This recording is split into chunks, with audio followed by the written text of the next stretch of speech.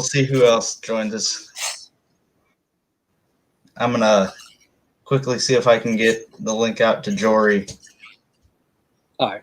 From an Efrons because he's shown interest. I hope Stefan, joins us. Yeah. We talked quite a bit. I think last weekend. You had to step out early, but we yeah got to talking, and Ken joined in. That was cool. Yep. Hopefully he can join us later. Hope he's not too busy. But it's always fun having him on. Oh yeah. Did you like his room tour? Yeah, that was fucking cool. That shit, by the time I'm his age, I hope I can. Well, it wasn't quite like that, but his collection always makes mine look so small. Same here, man. I got about 200 CDs, which seems like a lot, and then you see his. Man, like, I think people your age, like, they don't collect CDs, man. Like, no, it's cool. It's cool that you're doing it. Like, it's, I'm an old school guy. You know what? I don't know if you caught Devin's stream while it was still on, but I was telling them that I hopped on a little late, but I was recording my next video, and I kind of go over a little bit into so it's basically split into two parts. So you'll see it once it's uploaded. But basically, I just talk about a little bit about myself. I never made a video on that, so I figured might as well do it now. Get that out of the way. It just kind of, I'm 40. I think I mentioned that in the previous video. Even though I may not look like it, I fucking am. Take it whatever, however you want to interpret that. But anyway, so I'm from that era, man, when CDs were king. It's like I was a teen in the 90s, and fucking CDs ruled everything. In the 80s, you had the vinyl, and it was the analog years. But I was still too young to really appreciate that shit when I was coming out, like all that good shit. Like I said, I was alive, probably in diapers, when that stuff was coming out, when that Venom was coming out, and all that stuff. But, I'm not like Ken and those guys who were, probably had the means to acquire some of that stuff when it was still new, And then there's guys like you who kind of came on after all that shit was already considered classics. Yeah. During that period. So I feel like I'm a little in between. In my video, I talk about how I'm technically a Gen Xer, but I kind of relate more to the millennials. Yeah. Because I'm right at the tail end of it. I'm a weird age. Like I'm in that sort of between area. With all this. Yeah, I am too. And I was born in 2002, so I don't really know where I fall between generations. You're a Gen Z, man. I fucking born in the wrong era, though. But it's kind of like guys like you, I think, fill the gap pretty good. For example, like guys like Ken, he's trying to get more familiar with the newer stuff, and that's awesome because some of this newer stuff, it's a pretty good, and newer stuff is just as good as the old stuff. But they show their influences on their sleeve. It's much more apparent. Whereas the guys in the 80s and whatnot, in the 70s, didn't have they kind of made their own template, They kind of just picked it from there. You have some innovation still going on, but not quite like it was decades ago. I think decades ago, you didn't even have names for the shit that's coming out, what we assign to today. People are too quick to add a title to something. It's like, you probably don't remember, I don't know how, you were around when record stores were still big. Record stores are still around, but we got like 4 or 5 within biking distance of my house. Oh, okay. Well, it's cool that you have that. Not everybody does. It's like, we got this one that just opened last year. That's punk and metal, and it's vinyls and cassettes exclusive. Oh shit! So it's punk and vinyl, punk and metal specifically. Yeah, it's really cool. It feels like you're going back into the 80s when you walk in there. Oh, that's awesome, man. Yeah, and it's priced good too.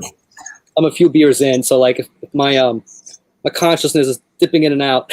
That's why. That's always fun when you get to that stage. Shit. Yeah, man. So what were you guys talking about over at Devon's? Well, we were showing some 7 inches. See, I stopped out for like a minute, and I came out and like it was just like Alan, and I'm like, oh, what happened? The stream ended. So I'm like, Devon's kind of hosting this. So not much I can do on my end, but whatever, man. Like, we'll just pick it up. Whatever, there'll be other streams, Yeah. It's not like, hopefully Devon jumps in here.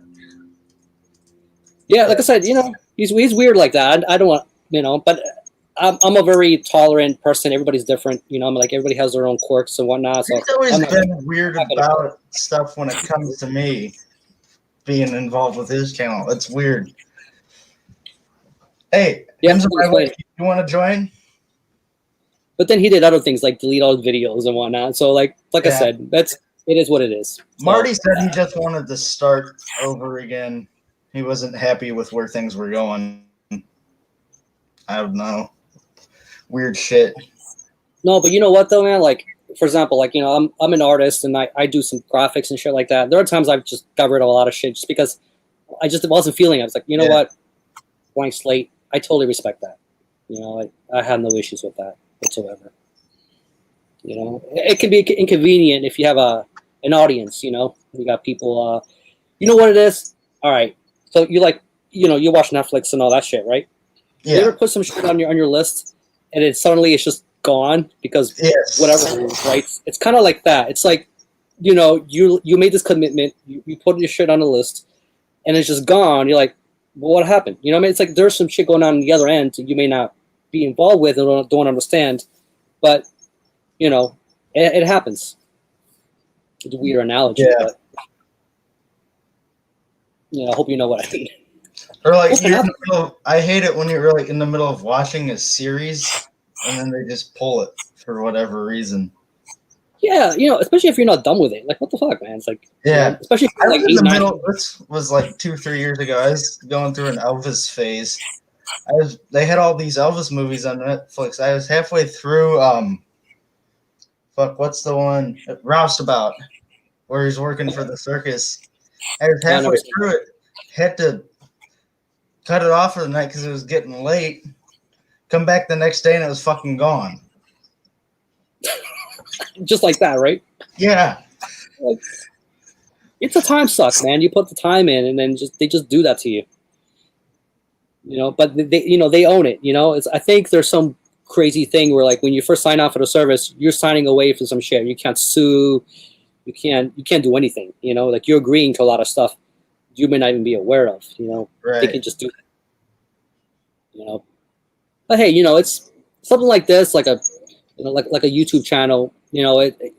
It's your content. You put up whatever you want. You're free to do whatever you want. Like if it's like a live stream. If you're hosting a live stream, it's in your very right to do whatever if you want to end it, you can end it. If you want to accidentally press the button, it happens, but it's your stream. You want to cut me off right now, you can do that. Just saying. I'm not gonna do that though. It's in your power. Like you can do that. Yeah. I was looking forward to staying up and doing something tonight, but then my uncle came and I got busy. Hadn't seen him in a while, so. Oh, okay. Yeah. There's Saturday's weird for you, just whatever. I mean, Not I know usually. we can do. All right. So, what do you do when you want to check out some new music? Like, do you hop on like YouTube? Do you like talk to your buddies? Check out Instagram? What's your situation? I just go and watch Brain Smasher Into the Vaults. Oh, okay.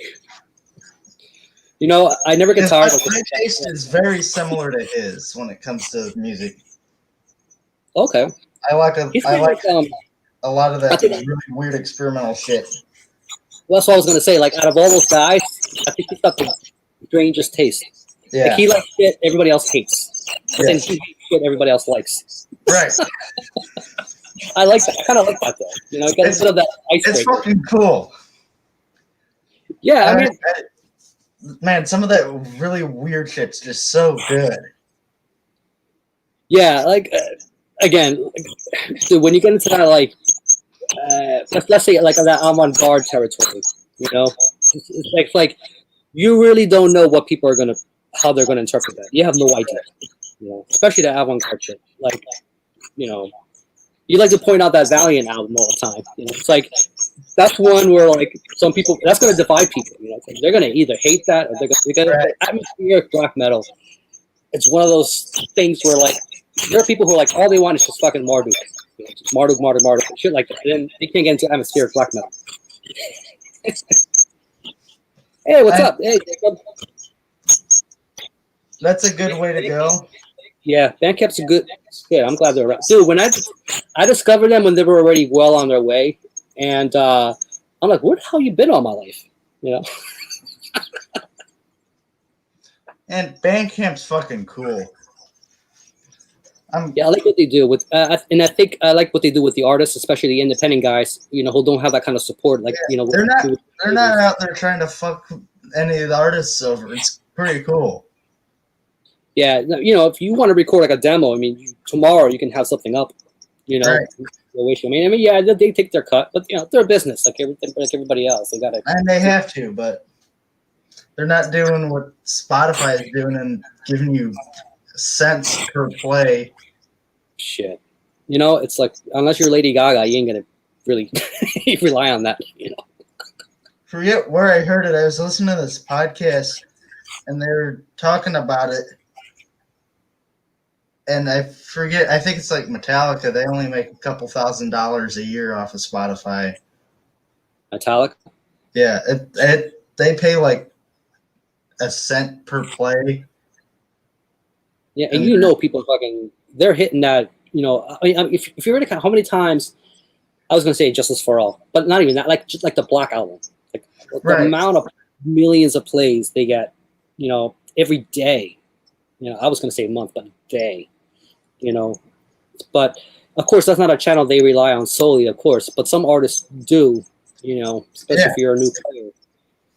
But if even a band like them, you know, they need other channels. Just like you know, I'm not sympathizing for them. They got plenty of money. I don't use Spotify often. I use it like if I'm at school because we have to listen to stuff off of our computers. Can't be on our phones. That's the only time I use it. Other than that, I just try to avoid it because I don't like what they do to the artists. I don't want to support that shit. I get you. It's a weird like line. It's kind of like when you order from Amazon. It's like they're so goddamn convenient, but at the same time, you're like, oh, I know how evil they can be. You know, they're fucking someone over somewhere else. Yeah, so Jacob's on the chat. Yeah, he can't join. He can't join. He said he got way too drunk last night and isn't feeling it. So, it's all good, man. Like, you know, it is what it is. I mean, I get it. And it's a weird time to be starting, so. Yeah, like I said, I don't know who's going to be seeing the posting. Like I said, you know, it's like, even if it's just a short thing or whatever, you know. Yeah, even if it's a couple hours, it's still better than what Devon's was probably like 2-3 hours long. It felt really quick, man. But then again, I didn't join immediately. You know, like so. And he fucking deleted it, so he can't see how long it was. Damn. I planned on just you know editing my video and doing the post or whatever, but you know it's all good. I got all the, you know I'm off Sundays and you know I can do all that. No big deal. Stefan said he'll be able to join around 1 year time. Oh, okay. Yeah, because it's 12 right now. Yeah. Oh fuck, we should be go by then. Yeah, let me grab another bottle. Be right back. Yeah, I'm gonna go grab. Be my last one tonight, though. I'll wait for you to come back, and then I'm gonna go grab something to drink. Cool. Hey, John found us. So. All right. What to talk about? I'm bad at this monologuing shit. Yeah. So weird time to be going, but Yeah, just Devin ended his real fast. And I know a lot of you guys probably like the Saturday night streams. So I'd pick one up because I got nothing going on right now. And these are a lot of fun to do. So, yeah, we're just here to see who we get. No one else joins, that's fine. We're just having fun. It's a little bit more pressure on us, but whatever. No one cares. We're just here having fun talking. If you guys, John, the night is young. Hell, it's only after 11 here. I could go till 2 or 3 in the morning. Probably won't though. But it just felt like it was too early to call it on the streaming shit. Yeah. Fuck, we got 8 people watching. That's weird. You guys got questions? Go ahead and ask them. I'm willing to answer anything.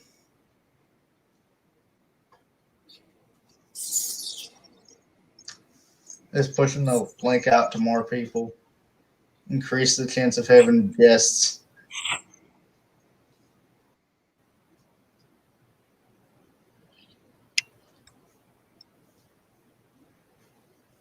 Oh, Hemslowick, school sucks. I'm already sick of it. I mean, the way they're fucking doing shit, it's so dumb. You got to wear a mask all the time. It's taking all the fun out of it. One sec. Yeah, they have these lunch tables in the cafeteria that are like 12 feet long.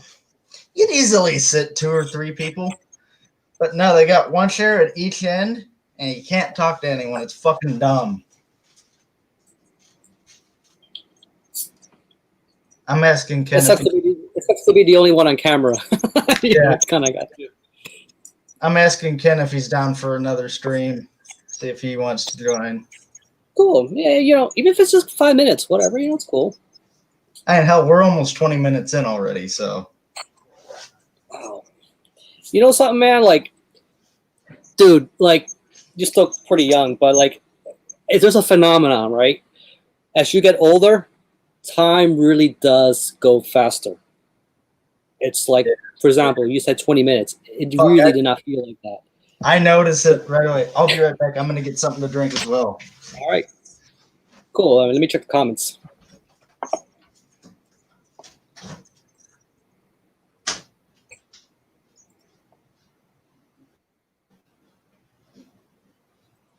What's up, Jacob? Pull that up over here. Yeah, Devin's stream was like maybe an hour. I hopped on late, so I have no idea. But he's the host. It's he has total control over that stuff. I'm just a guest. I hopped on. I think we talked about some 7 inches. The thing about 7 inches is it's really not brought up quite enough unless there's something really substantial about it. There are not enough 7 inches shown on these channels. Thing is, I don't know if the labels really like making them. I know they probably serve better as like promo material more than actual record sales. At least that's the way I see it. I mean, I don't know what you guys think about that. Welcome, Sansi boy. Oh, John Arkham. Oh, welcome back, man. Being back in school starting already? See, I've been out of school for years, so I have no idea how this works. In my mind, September was the school time. You can smell the school in the air, actually. But I'm on the East Coast. I mean, whatever. A concert's happening this year. What concerts? But, I actually know somebody who works for a venue for Philly. They deal with promotions and whatnot, and this is his day job. He's an artist, and shit, they're working on 2021 shit. All that 2020 stuff they were working on last year. it got kiboshed. So he's completely like, am I screwed? I mean, I don't know. So they got to stay afloat somehow. But all they do is just venue shit. You know, think about that. It's like if that was your side business, whatever. But these guys, you know, so I sympathize. You know, this Corona year, you know, it's messed up a lot of things for a lot of people. Definitely. All right, I'm back. Jacob says he's not a big fan of 7 inches. Yeah, Yeah, I have their spot, but it's the flipping of records. You know, like especially nowadays, it doesn't seem very practical. yeah. You know, back in the day when all you had was just your record player, you know, it's people probably didn't mind it as much. It was just a matter, you know, a fact of life. But Man, there really is something about vinyl records. They're just so cool. Yeah, Sandy Boy. I think we all hope COVID goes away. Shit sucks. You know, I'm not working at the office anymore. I'm working at home. You know, like a lot of people. You know, because I have a desk job. You know, I don't know if you know anything about that, Nick. I could never do a desk job. Yeah, I know some blue collar people. They look at me like, I don't know how you do it, man. How do you fucking sit at a chair and just look at, you know, the screen all day? I couldn't do it. But with this whole COVID thing, you know, we're you know, there are some good things about it as far as working at home. You know, it's just like, but not dealing with traffic and whatnot. Well, you know, I wish it was under better circumstances, not because of this virus. Yeah. Dude, this fucking water bottle, best $20 you'll ever spend.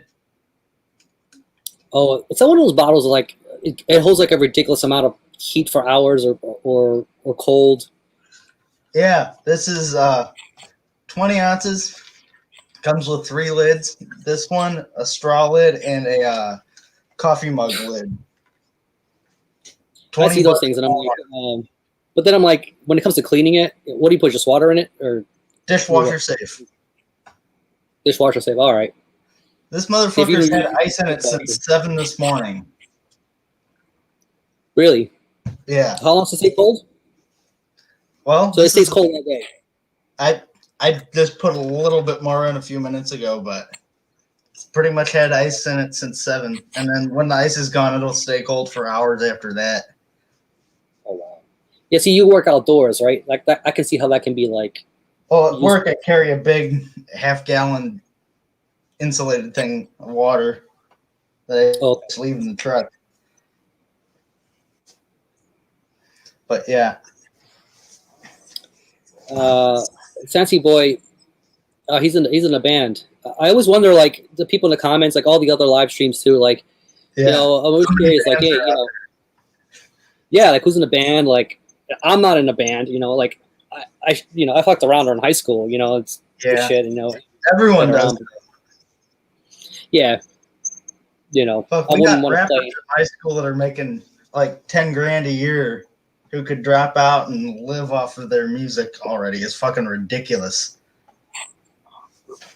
You know, and you don't need this gigantic investment like up front like you needed back in the day. You know, back in the 90s, I remember like you needed your giant mixer and all that shit, like just to produce anything decent. Now, if you got a guitar and a computer, you're set.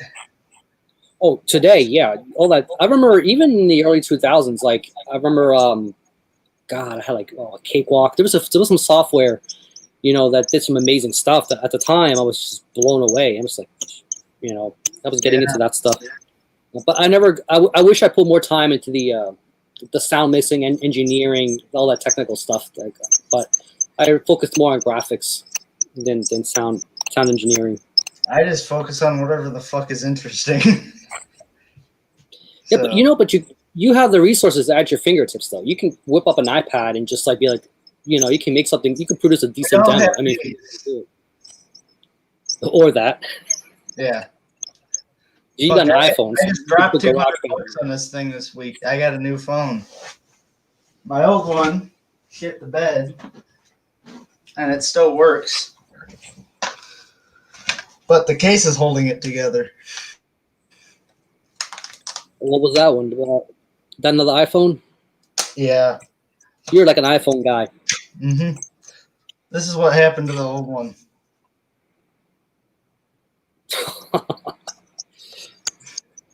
That ain't supposed to be that way.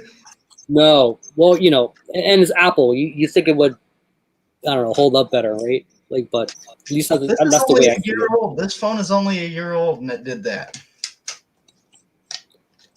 I got a pretty old LG here. Like the God, I don't even know. V30, I think. What pissed me off the most about this, OtterBoxes are not cheap, and I had just gotten this one. Oh yeah. Oh, you went with the OtterBox. Yeah, I have to because I'm a klutz, and I work around doing physical shit. I can't have my phone breaking all the time. I got some years back. Did you ever get one of those gigantic bulky? Like I had an HTC some years back when HTC was like a bigger name, and my phone was God, I forget what model it was, but the thing was like this thick. I hated putting that thing in my pocket, but I had an extended battery, so the thing had a removable battery, and I had a special case that fitted the removable battery, and then I would walk around. It's like I had a second boner or something, It's like it's just this big. That's ridiculous. Yeah. You know what's fucking cool though, that I really kind of wish would come back with slide phones. I think they're trying to do that. They're trying to bring back those retro phones, like the old flips and stuff. But it's like a dual screen thing. Yeah. I don't know how well that's going to catch on. It probably won't, but I think they're cool. It's one of those things where it's kind of a gimmick, but at the time it doesn't seem like a gimmick. You're like, yeah, I can see myself using this every day, and then you're not using it every day. Right. Oh, it's just gathering dust in the closet. Yeah, it just sits and collects dust. But yeah, I've made a few bad decisions that way.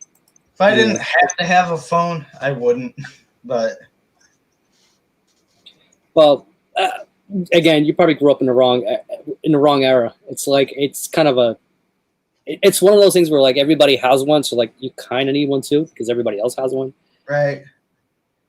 I really wish I didn't have to spend the money on that, but yeah.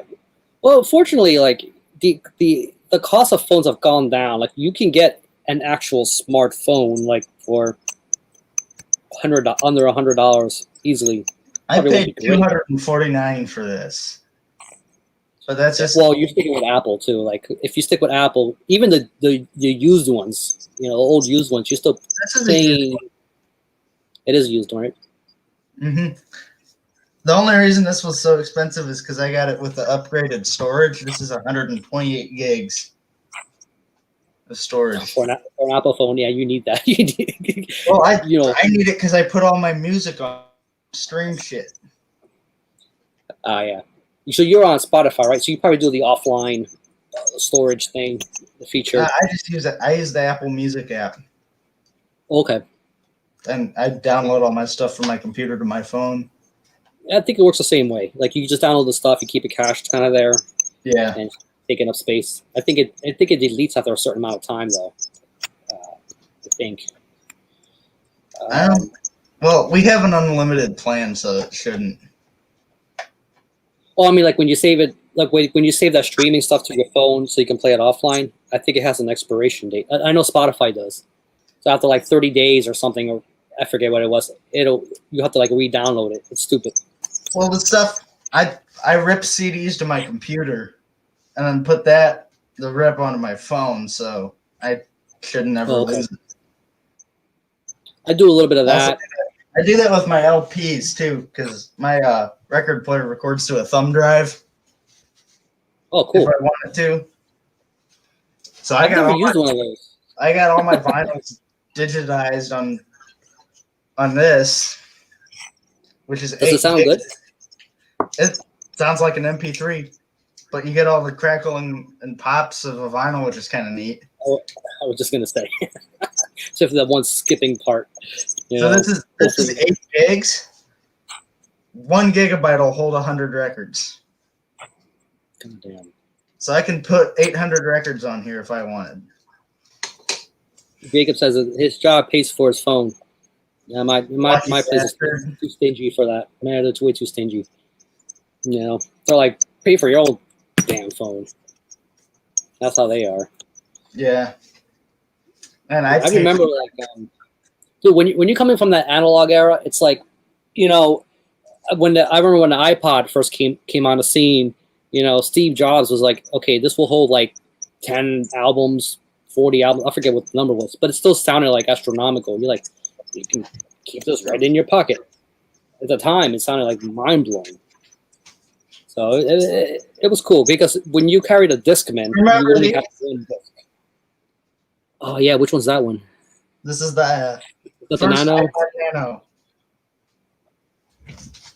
I remember that one because they sold that with like a lanyard, like you wore it around your neck. That was kind of goofy, but people did that. I use this every night. Damn. Awesome. You fall asleep to music? Yeah. Atmospheric black metal. See, that's cool, man. Like, see, you're one of those people. You're into that. You know, like there are some people who are, you know, that's my like I was saying earlier. You just want to hear Marduk, Shooter. You know, like. Dude, some of the atmospheric black metal gets to a point where it doesn't even sound like metal anymore. But it still has that element where you can tell, like that Valiant album I'm always showing. There isn't a guitar anywhere on that album, and yet it's still metal. I could see that. I think especially with the real folky stuff, you know, when it gets into that really, really folky shit, like, you know, I'm thinking like the one Over album, you know, it's like, yeah, you know, like, is this even metal? That like, album's pretty good. And it may not be metal, but hell, it's a good album. Well, you know, I kind of see it like those people who are into dungeon synth. You listen to any dungeon synth at all? A little, yeah. You know, I have to really be in the mood for it. You know, I don't hate it. You know, but it's just, you know, but it's like I can't just put it on just any time. Some of it's just weird. Like I'll jam the fuck out of Feather any day. That's a good one. You know, I think Justin may be a little humble. You know, yeah, with his stuff. He's I think I told him on one of the chats. I was like, dude, you really are a jack of all trades, man. Like you seem to be able to do it all. Did you see that fucking stream he did like maybe 2 months ago where he was playing at that tavern? Yeah, I didn't catch it live. I caught it after the fact. He has a really good voice. I wasn't expecting like the material he was playing. I mean, he executed it pretty well. I can't believe I got him to sing a Weird Al song. Oh, you were in the comments. Yeah. I got him to do The Saga Begins. That was fucking achievement of the week there. He's in Minneapolis, right? Like, yeah. There's plenty of taverns and shit. You know, he can play. I mean, I don't know if he's ever gonna do another one of those anytime soon. Hopefully. Yeah, he really is. Yeah. He's you know, he showed his new studio. Like he's like, oh yeah, and I'm also an illustrator. By the way, have you seen the man's drawing? Have you seen his drawings? He put that one thing on Instagram with the skull. Yeah, that shit's fucking good. That shit's insane, man. Like, and I'm a detailed guy, you know. Like I remember growing up, I was into like that Tom McFarlane shit, you know, and like, you know, and all that stuff. I don't know if you're into comic books, but yeah, not really. It's like, but I can appreciate it, you know. I like high fidelity art, you know, just insane detail. You know, this is before I discovered Mark Riddick, you know. So along the lines of Mark Riddick, which this is kind of completely different. There's a printmaker here by the name of Tom Huck. Google his shit. Tom Huck? Yeah. He did work for Motorhead and stuff, but he does Okay. all of his prints are carved out of his stencils are all hand carved wood. Some of this shit's as big as like a wall. It's all hand done, insanely detailed. It's unreal the stuff that man does. I'm getting evilprints.com. Yeah, that that's must be him. Shit. Okay, let me see. Evil Head Editions. Gallery. Okay, here we go. This shit's so fucking cool. I got some of his art. He does a lot of album art for local bands. Like this. That's Tom Huck. Oh, what's this say? Alley Ghost? Yeah. Oh, yeah. Isn't Okay. Yeah, it looks like the stuff on his website. Isn't that cool? Yeah, his stuff is insanely detailed, man. That, He does that, I don't know what the word is. It's like that dotted, dithering kind of style. Yeah, he has a style to it, but it's fucking cool. I'm gonna see if I can find some of his big stuff. I see that kind of style a lot with the stoner metal crowd. I don't know if you're into that stoner doom kind of stuff, but I see that dithering style a lot used on that cover art. A little bit. It's very popular. Okay, I'm gonna see if I can get the screen share feature to work here. Okay. Isn't it fun? Live on the air. Yeah. I had it. I know once. when I was hosting that, remember the stream I was hosting last week? I was nervous about that stuff. I was like, I just see these features, but like, I don't want to fuck with anything because I might mess something up. Okay, you can see my screen. You see this one I'm highlighting? I see it. That's about as big as a wall, and all of that is hand carved. The stenciling is. Damn. Yeah. You know, I'm looking at his prints on his store. He's just kind of laying out the dimensions, 32 by 50 and whatnot. And that shit's so cool to me. Now you don't do any drawing yourself, right? I wish I could. But it's like, but I know you've just drawn just in general. But like having to put in that much amount of detail in something, it's like you have to almost do it on a large scale. But when you take that shit and just shrink it down, it's just even more insane. Here's some of his woodcuts, some of the stenciling. See that? Wonder what got him into this. Like, why did he go with this style? I mean, I'm always interested in what makes people kind of lean to one approach than something else. Honestly, I think the woodcuts are more impressive than the prints to me. And like, look at all just the little shit in that.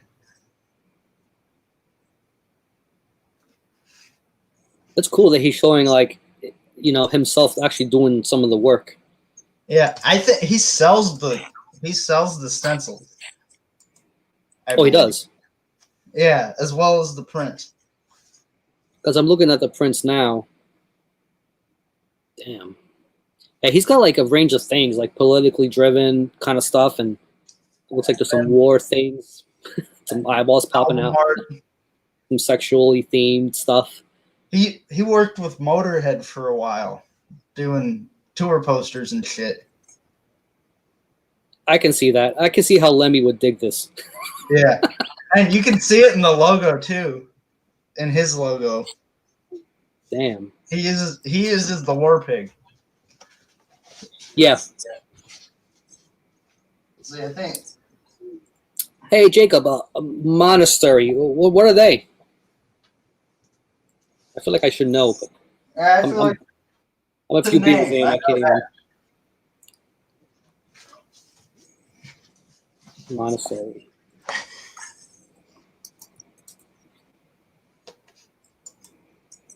See you, Sandy boy. Later, Zandy boy. Yeah, it is getting kind of late. I sent out the announcement. I'm like, shit, like, you know, maybe people will hop in at least 5 minutes, whatever. It's all good. Hell, we're almost 40 minutes in. Yeah. You know, buying Whatever. time until Stefan can join us.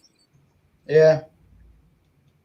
So I'm pulling up Monastery, and I'm getting, I don't know which one it is. The problem with these like one word bands is you'll probably get like multiple listings. Yeah, there'll be like 6. From the Netherlands. It looks like it's okay. It's a death metal band. Yeah. I'm getting 91. Okay, yeah, this is way back in the day. If it's the right one, I'm not sure. It's weird that 91 is way back in the day now, isn't it? I remember 91. I was a real idiot then. I wasn't even alive then. You know, 91 was a golden year for death metal. That's when all that good shit was coming out. Really was. You know, I didn't even know about death metal like as a thing like back then. You know what, Nick? Like, you're gonna see it in my next video. Like I was mentioning earlier, the first part of my video is just kind of talking about myself. It just kind of why I got into what I'm doing and why not, how cool the community is. But I didn't get into that stuff until like the mid '90s. You know, I had a certain someone kind of just introduced. You know, everybody has that one someone who kind of shows them all this other underground shit. You know, it's like, hey, you know, it's like, you know, someone saw me in a Pantera shirt one time or something. It's like, hey, you might like this. Yeah, the dark ambient stuff. It's a little more removed. That ambient stuff, it's definitely not for everybody. But once you get it, it's awesome. I love some of that shit. I just got to be in the right mood for it. But some of that shit's so good. And sometimes it's the really atmospheric stuff. It's almost bordering on Dungeon Sith, but it's not really Dungeon Sith. Yeah. Let me pull a tape for you. I don't know if you know this project. It's pretty cool though. Yeah, Jacob, I'll definitely have to check that out. If it'd help if you could send me like a Bandcamp link or something, because I'll forget about it. But yeah, that sounds like something I need to listen to.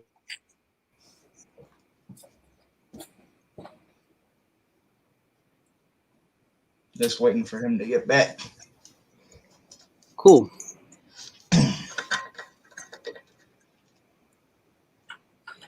Yeah, so, you know, you seem like someone that could chill this too. You know, like I said, some people get weird about it just because, no, man, I want Marduk.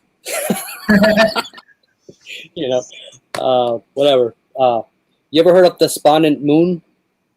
I've heard the name. This one's called Invoking the Freezing Mist. Okay.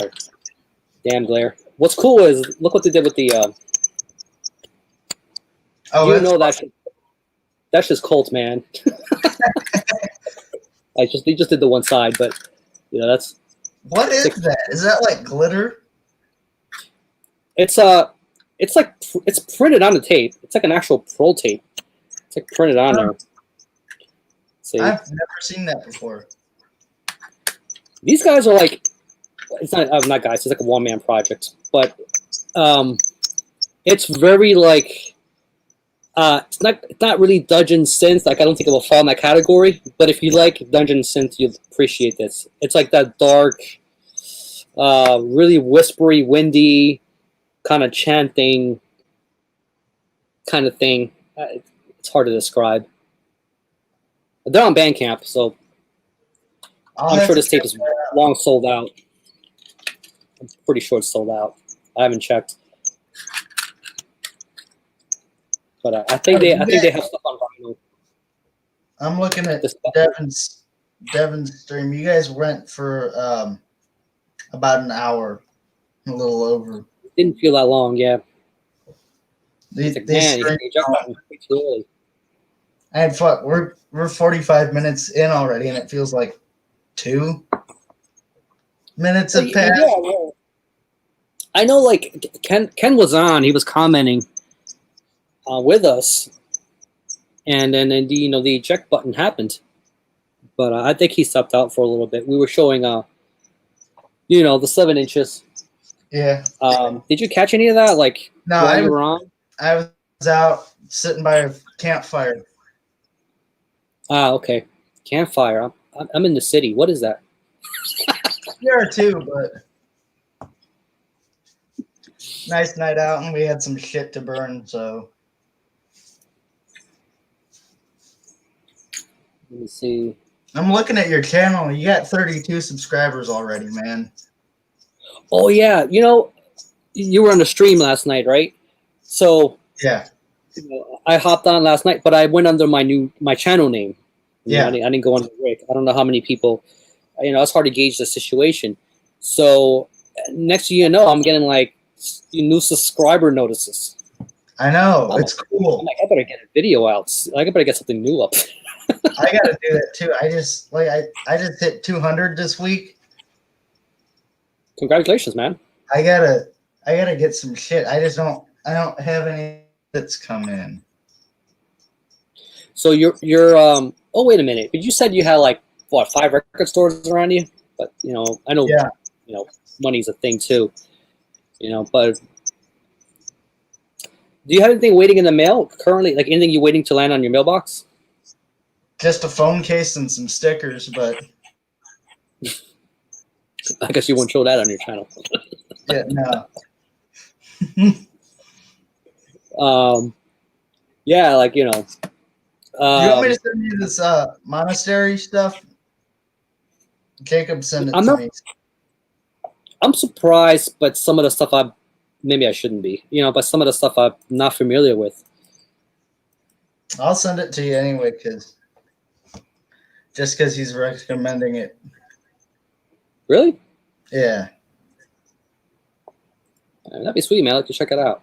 I have people send me links to stuff all the time because I forget about it and then don't listen to it. I'm a little more like, if you want to know me a little better, like I'm a little more forgiving about some of the lesser known death metals. I'm not saying they are lesser known, but I'm saying just in general about the lesser known death metal stuff. Because okay. So I'm not one of those people that's like, let me look at Metal Archives, check out this band's roster, pick out the top 3, and I'm good. Like I like a little bit. It's kind of like when Jeff likes to talk about Rush. Some people will go right to moving pictures and some of the iconic albums. But I'm a very tolerant person. I'll give something a couple spins, a few chances. Because sometimes it just needs to click. Some of my favorite albums are the ones I didn't like at first. Yes. And that's always the way I've been with stuff. If you don't like it, like if you buy something just because the album cover looks cool and you put it in and you hate it, listen to it 2 or 3 times. You might love it. Now, there are some albums where like people may universally agree, it's just not their best in the catalog, I will never run to somebody that says Saint Anger is the best album in their catalog. Unless your name is Justin Bowling. Really? He loves that album. Have you seen his recent postings? He's been posting some things, lately. He's into some, again, he's a very versatile guy. Like he's a jack of all trades, but that kind of spews into other things too. Like he has interests in other things besides just general metal. Like he's very into a lot of other stuff. He really does. And I think that's awesome. Not everybody's like that. Some people are very fixed into that one kind of thing. To like 2 or 3 genres at most. For me, it's like blues, country, metal. That's it. You were showing some of your vinyl last week, and that gave me some insight into your tastes, which I think that's cool. You know, like I actually had I some can of do those. that. I can tell you some other weird shit. Let me just pull out a bunch of stuff that I know nobody else has. Okay. Oh, all right. Let's see it. And the reason I know nobody else has this is because it's local stuff, super limited pressing. So we have a really good singer-songwriter Okay. scene here, if that's your kind of stuff. Bobby Stevens is one of the best. Check him out. He's on Bandcamp. Bobby Stevens. Okay. Let me pull that up. Super soulful guy. Bobby Stevens. There he is. So what's his what kind of music is it? Singer-songwriter, but it's like super good storytelling. Okay. He's got an amazing voice. Oh yeah, I'm getting like 4 or 5 releases from this guy. From Yeah. like you said, it was local, right? So he's from St. Louis. Yeah. And then there's this band, the Hoot and Howlers. These guys are. Love that cover. That cover is pretty good. And it's autographed. It's not metal, even though it looks it. It's kind It of really does. rockabilly. It's You can say the same. You can say the same about Kansas.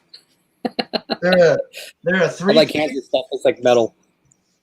The Hoot and Howlers are a 3-piece: guitar, drums, and baritone saxophone. It's like Nirvana, well, without the saxophone. This shit is so fucking good.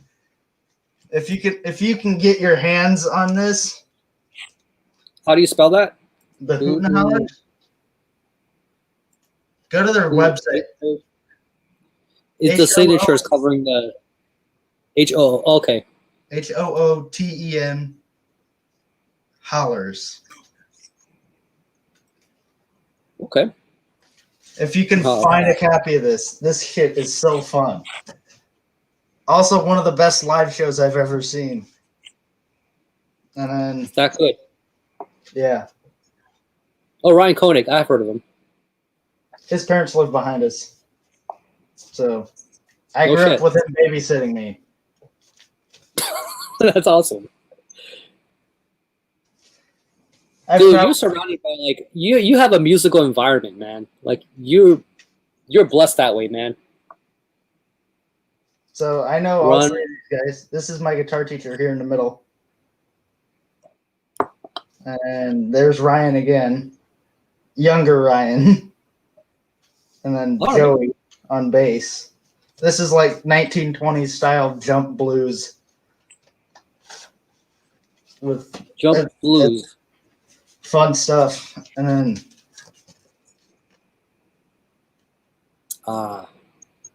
this shit's just good old like country stuff. See, I don't have all my stuff in the bedroom like you do. Like I can't just whip something out like it's all in the basement. And then St. Louis punk band Maximum Effort. It's kind of like actually Jason Hook would really dig this. If I can find a copy, I'm going to send him one. But this is kind of like Black Flag with Jello Biafra vocals. That sounds weird. It's fucking good. That's the local vinyl. I have CD shit too. I'm pulling up Metal Archives and looking for Monastery, the Dungeon Synth projects. That won't sorry, be that's the wrong one. The fuck is? Oh, there's this. You ever do this where you put a CD in your CD player and you don't remember what the fuck it goes to because there's nothing on the whole CD? Yes. You know something? I got one of those 25. Do you have a jukebox player? If you get one of those like 25, 50 jukebox players, God help you, man. Because if you don't know what the disc goes to, by the time you got to put that thing back in the case and there's nothing on there, it's almost like, yeah, you're screwed. And then I got this. This CD is so hard to listen to. Who's that? Oh, Ryan. Another Ryan. Okay. This is so hard to listen to only because part of this, I don't know if you can tell it in the picture, but he's wearing pants to cover up a cast on his leg. He was in a car accident 2 months before this. That's what that is. Before he recorded this, he got ran over, fractured his skull, fucked up his knees. Shit. Ruined one of his ears. He's still playing, huh? Oh, yeah. He played. I remember he came back from the hospital, played 2 hours. Why? He played a 2-hour set? The day after he got out of the hospital. Dude, and you play guitar, right? Like, I fuck around with shit. And, like, yeah. I don't have that kind of, like, I don't know what it is, like, just endurance. So, like, you know, and I'm just tinkering around, you know, I'm just noodling with whatever. And I'm like, I don't know how people put on a show. Like, because when you put on a show, people pay real money to see you. Yeah. Right? And you can't fuck that shit up. No. Like, you gotta be able to give these people a show. And 2 hours? You know, and, you know, some people do hour sets or whatever. What? He played. That's where the real professional comes in. He did 2 hours playing guitar, mandolin, banjo, and fiddle. Those are demanding instruments. I have a difficulty just getting the damn guitar to do what I wanted to do. Yeah. You got guys like dude, like he had Marty had Austin, right? But, you know, you got your Panopticon shirt, so it just keeps reminding me. Like that guy, it's just like he's such a humble. He's such a humble dude. Like, I'm like, this is an insane amount of talent just sitting there right now talking on that sofa. I'm like, yeah, and I did this. Oh yeah, and I did that. I'm just like, God damn it. Fucking hate it. It's like, you're awesome, man. Yeah. I only hate him because I know I'll never be able to do that. You know, some people just have that. Like it's like, okay, here's the thing, like with music, like part of my problem, see, I don't know if you have this problem with guitar playing, but like, do you try to do things proper? Do you try to learn the scales? Yeah. Do you try to like, okay, that's a pain in the ass, right? And you need to be able to, like, that shit's like what it actually is math. Like, yes. I'm not a math guy. I fucking suck at math. Like when you had lessons, right? Like I never had lessons. Yeah. You know, I was actually thinking of fucking around on my video. Like one of my, I didn't do it for this video, but you know, just kind of playing some stupid thing and just that's like a joke. But that's the best I can do. I'll play some joke shit. You know? Yeah.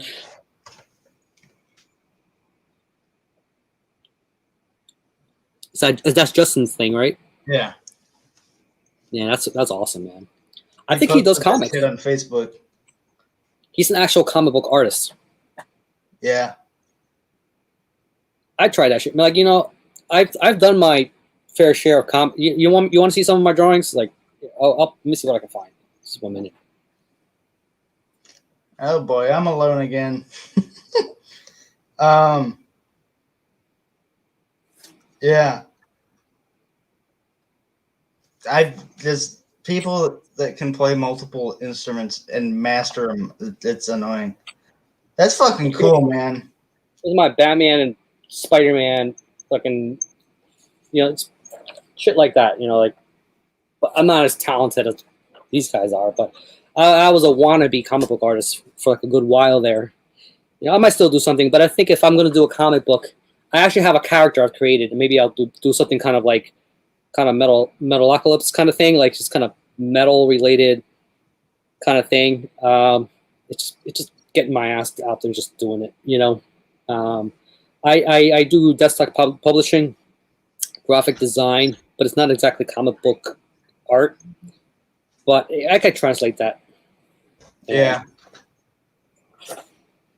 You know, if I can put together a book for, you know, some kind of project, you know, maybe I can get you guys to kind of see if there's something you'll dig. I'll let you know. Let me see what else I got.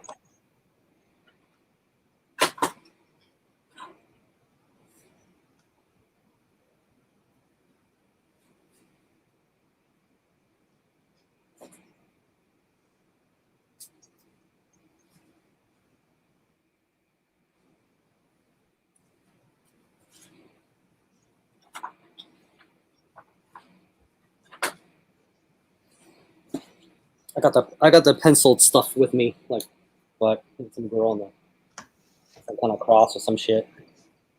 Oh, that's badass. So I try. I dig that. Not everything I do is high fidelity. Like there's. That's pretty. I like that. I think this one was a tattoo idea, like for somebody. I was just gonna say that'd be a cool tattoo. I owe you a shirt, don't I? I think you mentioned that. Yeah, don't worry about it, man. I'll get it out this week. I had a bunch of shit to send out.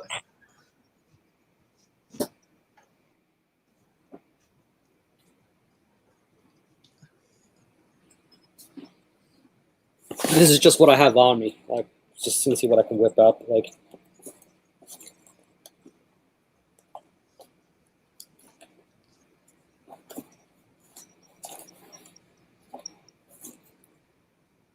some guy like chains and some kind of. It's like a pen and ink thing.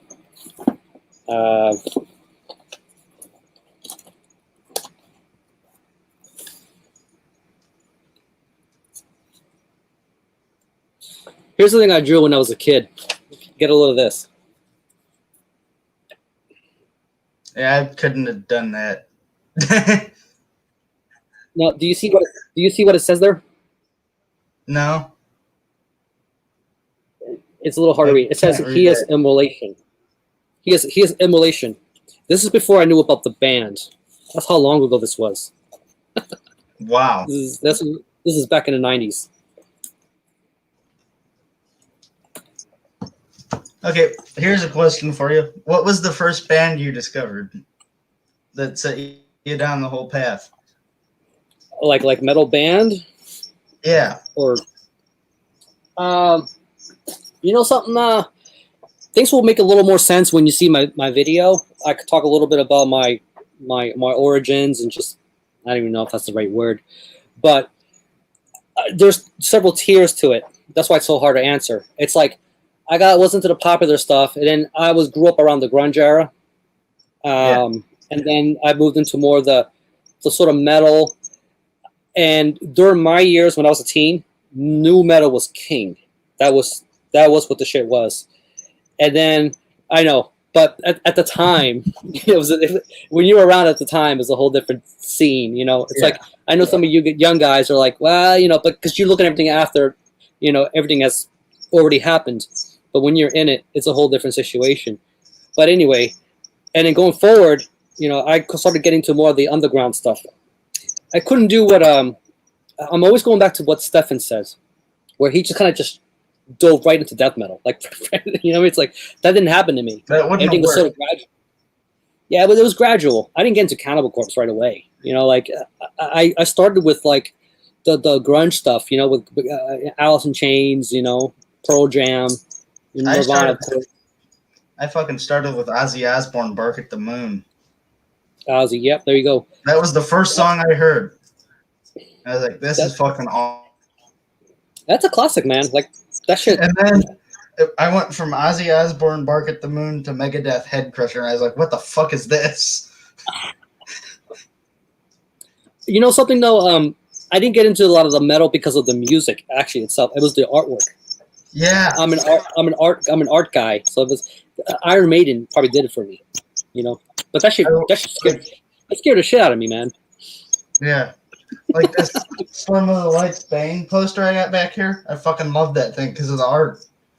It's not my favorite Dissection album, but it's my favorite cover.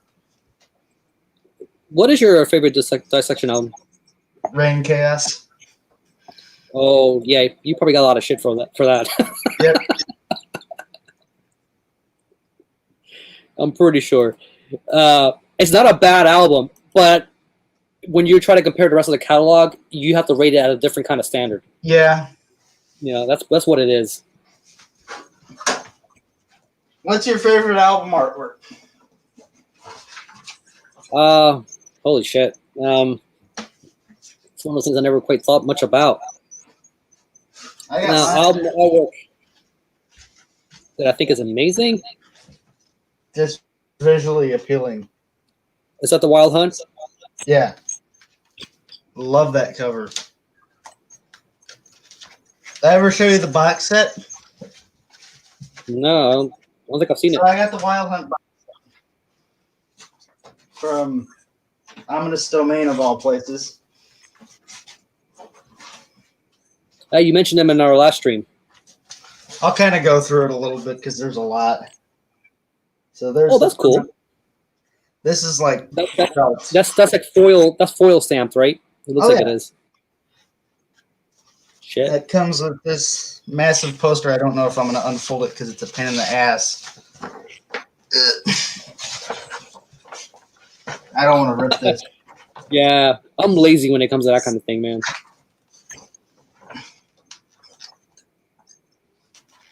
God. With that. Hey, Jeff. Jeff says, welcome, Jeff. He says Rain Chaos sucks. I told you. So it comes, I'm not going to fold it up. It comes with this altar cloth that's on my dresser. Oh, yeah. Hey, Nick, is that like your altar right back there? Is that your metal altar? Kind of. I just got a couple things on display over there. Comes with some postcards that I'm never going to use. I appreciate when you do shit like that, though. You know, they put those little tidbits on, you know, inside of records. It comes with digibook version of the album.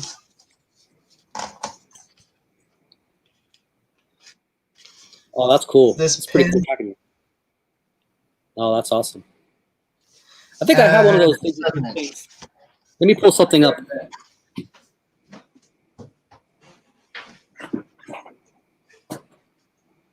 It has the 7-inch.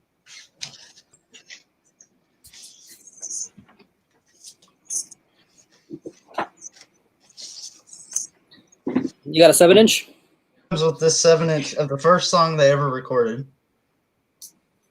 No shit. From the first recording session on one side, and then. Oh, I didn't know that.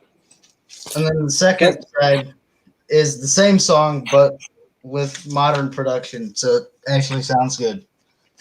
You have Lawless Darkness? No, this is cool. It's like a little die cut thing. It's a good album. I mean, I'm not a huge Botane fan. Yeah, that's a good album.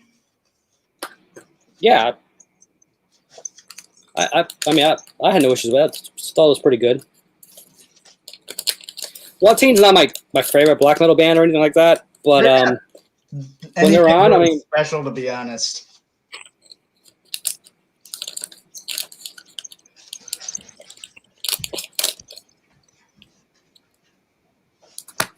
Oh, I found this for $5 at our local record store. Ever heard of this band? Evil Winged? Yeah.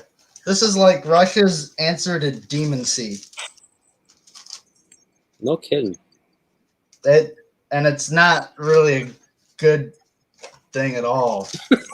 I just bought it because it looked cool. Sometimes the answer tos are not like the ideal example. It comes with these weird little mini posters.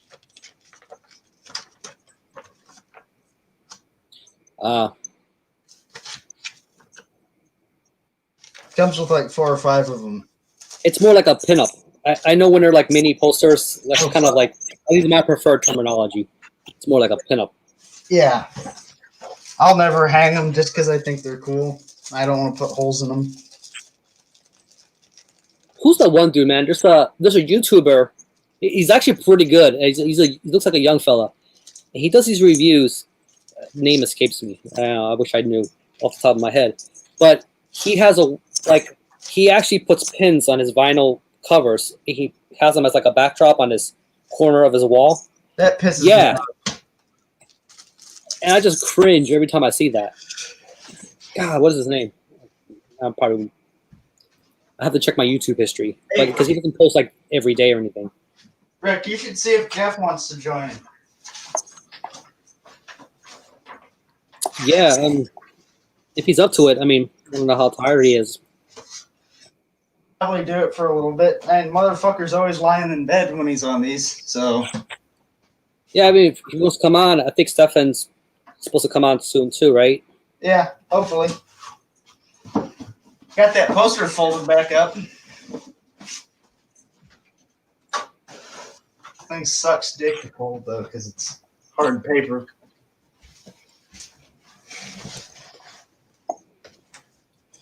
I'll send him the link. Okay, here's a random take. Remember that hat I was wearing last stream? This one? Oh yeah. So I go to walk. Go to put it on my walk home from school Monday. This shit happens.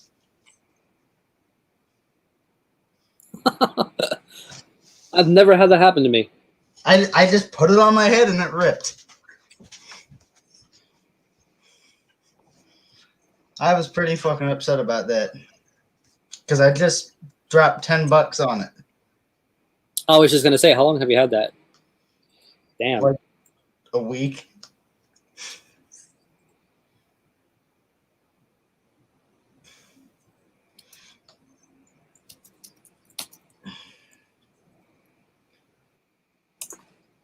Hopefully Jeff is up to it. I sent him a link. It's up to him, you know. Wants to shoot the shit. It's all good. He'll probably be down for it. Just knowing him. He's always got interesting things to say. Yeah. I can't wait to see his channel when he gets that started up. Yeah, I know on the on Devin's stream, you know, I offer to, you know, like, hey, you know, any if you want any graphics or whatever done, you know, any ideas you may have, you know, I can help out with that. I know sometimes. Go ahead. Oh no, it was easy for me getting the graphics down because it's what I do. But I know not everybody, you know, can get that going with, you know, with that respect. Like as far as getting the image, but it's not absolutely necessary. Yeah. If you're trying to brand yourself, you know, like I went to art school and, you know, and I'm kind of school and that shit. But I think what YouTube offers, you know, it's more about the content. That's really what's king. It's about what you're offering. Everything else is sort of just kind of tertiary. 100%. Did you see Jacob's first video? You know, I don't think I did. I'll send it to you. Because I think he's gonna go places. Is it called Hymns on My Wake? What is his channel name? Yeah, it's that. I just sent you the link to the first video, though. Oh, cool. Heck, I actually have a backlog of videos to catch up on. That's it. I'll add that on there. I get so fucking behind on shit. And then I keep. I'm gonna mention on my video, like, I don't have a regular schedule. You know, like, you know, some people. The problem is if you do too regular of a schedule, people might expect that all the time. Yeah, and then it becomes like a job too. Yeah, that's definitely not something, especially if you're not monetizing it. Right. I can't yet. And when I get to that point, I don't know that I, just because I hate sitting through ads on other people's videos. Yeah. Like when, I know it's very rare that Ben will do it. When he puts an ad in, I get, like, it's like, what the fuck? Which I don't mind the support, you know, I'll let the ad run or whatever, but sometimes, like, I'll get this, like, let's say it's a really short video, but then you get like a 5-minute ad. You're like, hey, that's more of a YouTube's problem, you know, like they need to sort that shit out. You know, it's kind of making it sort of balanced. Yeah. I don't know how it works. Like, I don't know, like, how much more of a compensation system they have for those longer ads versus those 20-second ads. You know, I never really looked into it. But I'm just speaking from a viewer point of view. I hate when you get like a bank of like 2 or 3 ads that you can't skip. Yeah, I get those too. It's like, come on, man. It's like just trying to get through this, especially the informational shit. Like where you're in the middle of getting whatever data these guys are pushing out. Like you're looking up something sort of like educational, and it just breaks up right out of nowhere. You're like, Yeah. then the ads run so long you forgot what you were watching. Right. It's fucking stupid. So we're currently the only channel streaming tonight. Yeah, seems to be the case. Yeah. We got the viewers to show it. We got 6 currently earlier. That's cool. I mean, I don't know how much my Instagram shout out helped or whatever you put out. Actually, I didn't see how many people would like that. Go take a peek. See what it is. I think Ken's still live. What is Ken doing? Like, is he like, is he bagging records? Like, he isn't anything right now. He's been off for a while. He's going to bed, I think. Oh, yeah. I'm probably looking at an old feed. Yeah. Because when you're doing this streaming, it doesn't update, so you just see old stuff.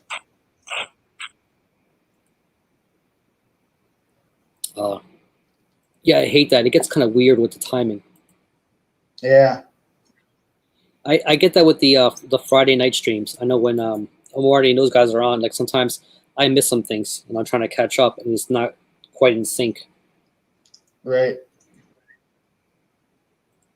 Or like when it says how long you've been streaming and you just started and you haven't had to like close the page for anything, it'll say like 10 minutes and it's been fucking 4 hours.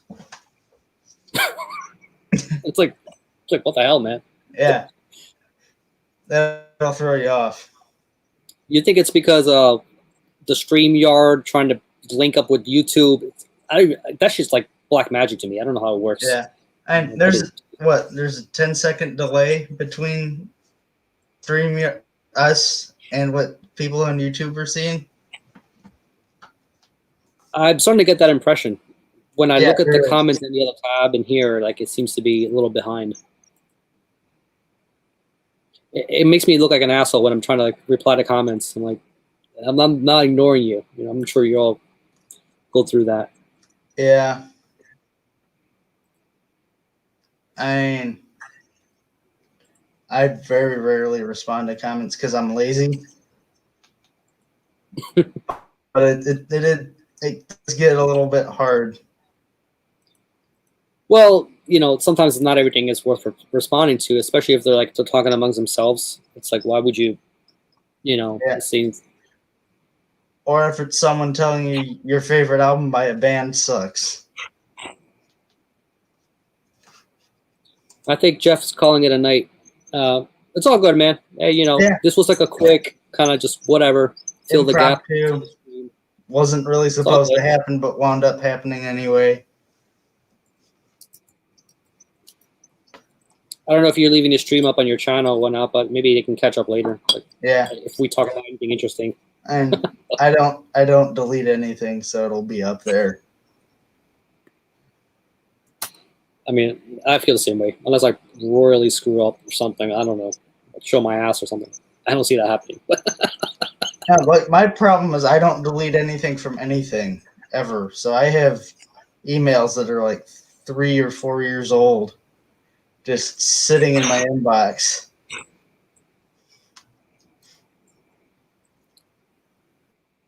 It's fucking ridiculous. I'm a hoarder in literally every aspect of my life. I feel like that. I feel like that way with my records. I'm like, will this ever end? Is this? I don't know, man, because there's new shit coming out all the time, and then there's the old shit you want to catch up on. It's impossible to keep up with. You can, man. Like, and the thing is, like, you're still in high school, right? So, like, when you get out there, it's like, you know, you got shit going on, you got other responsibilities, and life just takes over. That's what happened to me, especially in the early 2000s. It's like I took a long break, you know, and also coincidentally, it was when like vinyl, for example, vinyl was pretty much dead. Like, you know, nobody was buying vinyl. You know, like I mean, they were still putting it out, but it wasn't like what it is now, like with this resurgence. So that's why, you know, at some point I decided, especially nowadays, like I'm not going to be that OG guy, you know, kind of just seeking out, paying ridiculous money for records that even when that was around when I could have bought it, you know, for like 10, 15 bucks at the time when it was new, whatever it cost.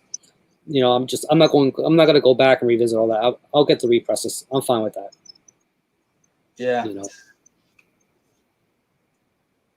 I mean, I don't care really about having the original press of something, unless that album means like a lot to you. Yeah, then I'm fine with a repress. You have to weigh it out. It's kind of like, well, if you have a choice, and the price is reasonable, I mean, like, yeah, sure, I'll get the original. But you know, it's not going to devastate me. You know, but like with my copy of In the Night Side Eclipse, originals of that go for like $60. I got that. What was that? You were breaking up for a little there. My copy of In the Night Side Eclipse I got for like 20, whereas like original pressings of vinyl for that go for like $60-$70. And that's if you're lucky. You know, I've seen them go for more than that. Yeah. Definitely. That's my thing is I just get bummed out looking through my Discogs want list. Oh, the shit's so expensive. Yeah, and you better catch it on time. You ever had a seller reach out to you like, "Hey, you know, I noticed this in your want list. You know, it's like, you still interested?" You know. No, I've never had that happen. You never had that happen? You know, I've had that happen. You know, but I usually decline. Be like, you know, because sometimes, like, especially if they know it's been sitting there a while, you know, they're like, you know, yeah, let's see what this fellow's going to pay for this. Yeah. It just depends. Like, if it's been sitting in there on there for a while, there's probably a reason it hasn't sold yet. Well, it's funny. I've actually had people reach out to me, and so the thing is, like, these people, not everybody, but there are some people who keep like just crates and crates of records like in their house, and it's just kind of sitting there, and their wife or whoever says it's just got to go. Like, you know what I mean? So now they're just starting to hit people up and looking at want lists. This is the top of mine. This just kind of shows the spectrum of stuff I listen to. It's still kind of blurry, but I think I see Hackercock, Asperheim Symphonia, and Candlemass.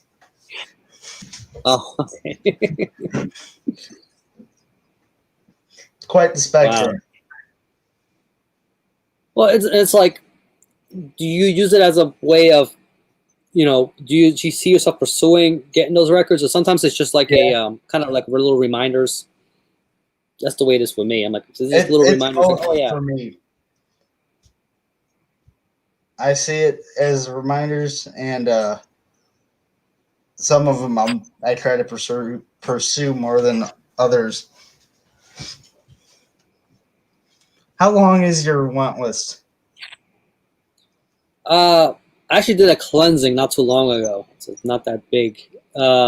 Because I'm like, well, here's the thing, like, it's kind of like when you clean your room. It's like if something's been sitting there way much longer than you really would like it to, you're like, I don't really need this. Like, you know, so that's the way it kind of felt like my want list. I'm like, it's not that I don't want it. It's just that I'm not thinking about it that much. Right. Why is it filling up space?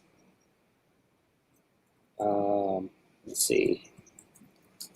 My want list is 38. Okay, that's not too bad. No, and I haven't updated it in years. So Oh, okay. It's not your 2020 list. no. And I add stuff to it as I discover new albums.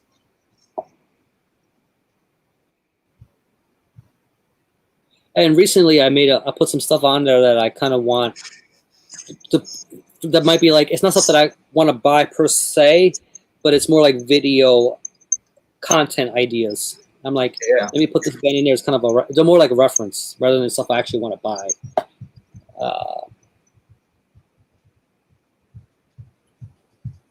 I'm scrolling through my collection, and it goes from Dissection to Don Henley.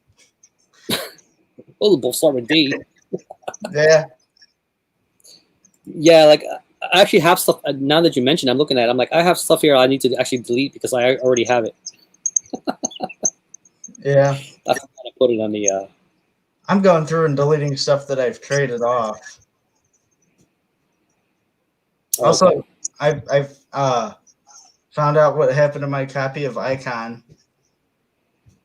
I was talking about losing it a couple of weeks ago.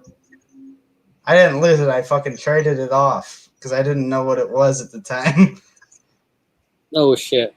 Fucking pissed about that. It's there as a reminder. Like I got a few things in here, like one of the unalbums. I posted one of the unalbums on my stream, on my Instagram, but I don't have their other album, The Tomb of All Things. Yeah. That first Casket Huffer album. A few splits. This one Grave Miasma album. Yeah. Some stuff. There's a band out of Pennsylvania called Tartarus. Yeah, I've heard of them. Oh, cool. Yeah, they're pretty good. Yeah, they are. I got some DSBM stuff. That's let's see, like Nocturnal Depression, some doom metal, demo tapes that I probably never will see on the market. Yeah.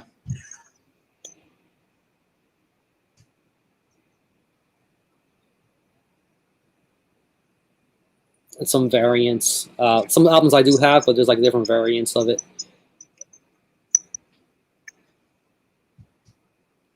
And seeing some of the shit that you know will never come up is just kind of depressing. Yeah, like it's listed, but it's not for sale. Right.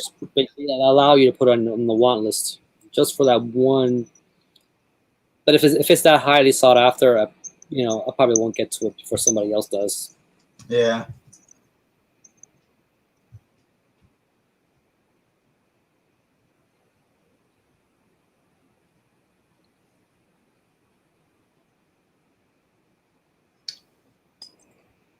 Yeah, like I got like that band Cormorant. I don't know if you into Cormorant at all.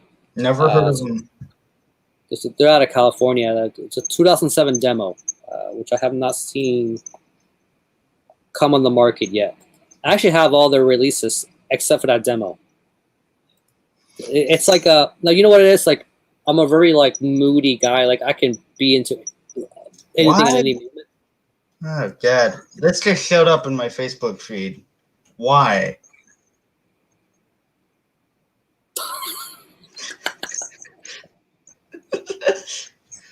Why? Never in the mood to see that. Either I could have gone my entire life without seeing that, and I would have been perfectly happy.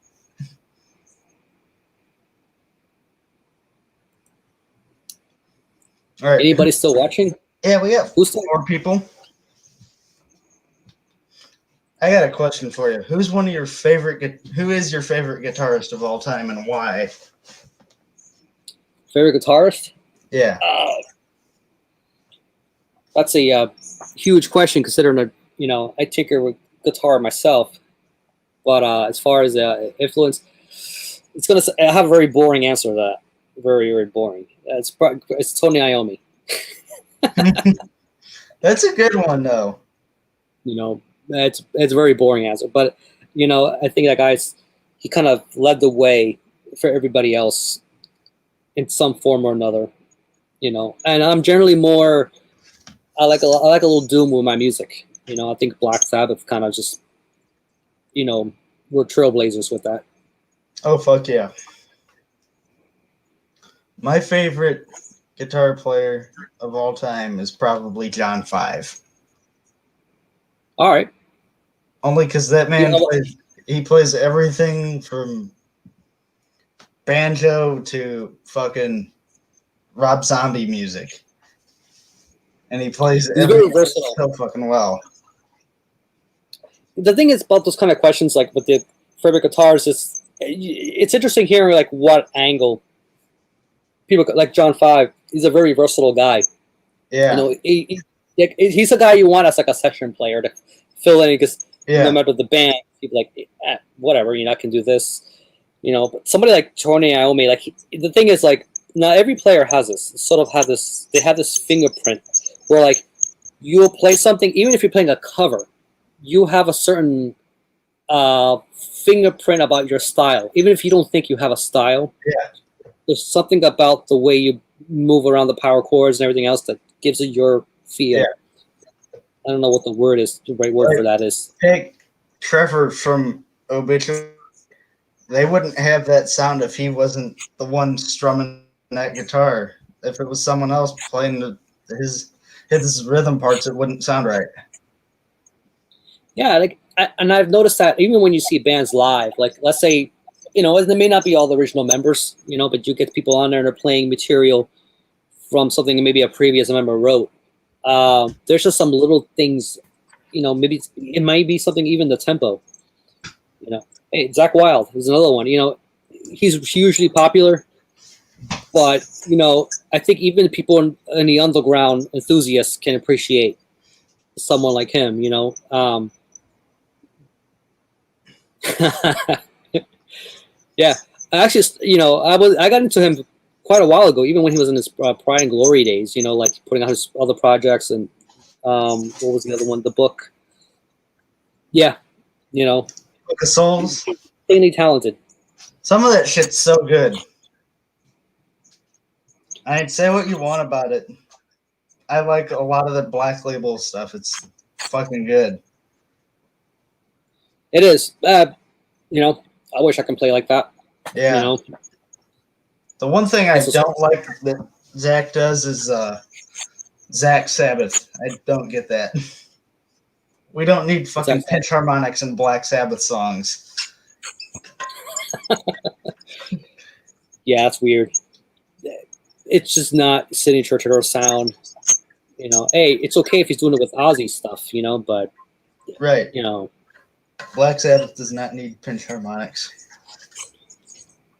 But that's how he's comfortable playing. That's his. That's his style, but yeah, it is what it is. Zakk Wylde, that was a good one. Yeah, there's too many good players out there. I mean, even outside of metal, you know, it's like my top three are John Five, Trevor Perez, and what's his name? Fenriz. Fenriz, really? Yeah. You're the first I've heard mentioned on that particular list. Him listed on there. That's interesting. Yeah. But you know, I like Darkthrone. You know, but and they're also they're one of those bands who don't want to be the same thing all the time. Right. 10-minute solo. Jesus Christ. Yeah. Oh yeah, one of my favorite solos of all time was that "No More Tears." Like that, I never get tired of hearing the solo of that. Yeah, me neither. I like the solo in "Mama, I'm Coming Home." Yep. What do you think of the new Ozzy stuff? And I thought that was a lot of it was okay. I didn't get the whole collab with Elton John part, but It is what it is. I'm not gotten too into it. I just because like I just haven't gone back to the recent Ozzy stuff. Just in general. So It's I don't not have much. I don't metal. have much of an opinion. It's not. It's like big '80s ballads type stuff, and it's You decent. know, unfortunately, it's one of those where like as the discography goes more and more recent, I don't like it as much. You know, I can always go back to Bark at the Moon and not get tired of it. Right.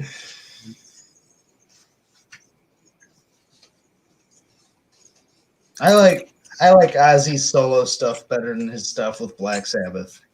If I'm being perfectly honest, I like I like Do you like a particular era like Dio era Sabbath is my favorite. okay. Yeah, Heaven and Those Hell is one of first my favorites. those first two Dio albums are so fucking good. I think that's what they needed. It was like the perfect push Yeah, after Ozzy out. I think it was the perfect push. That's yeah, definitely what they needed. Dio, thing about Dio is that uh, it took a little bit of adjusting. He's a very what you call a proper singer. Like he yeah. has actual good singing technique. You know, Where Ozzy had no technique, he just kind of got up there and did it. well, I think what helps him is he has a very distinctive voice. Yeah, You know, when you hear Ozzy, you know it's Ozzy. Like it's just no. I think that kind of helps soften that blow as far as not having that kind of singing technique. It's very stylized yeah, for him. Yeah. yeah. Actually, Dio. Dio means God, so Yep. Yeah, that's Spanish. Dios. yeah.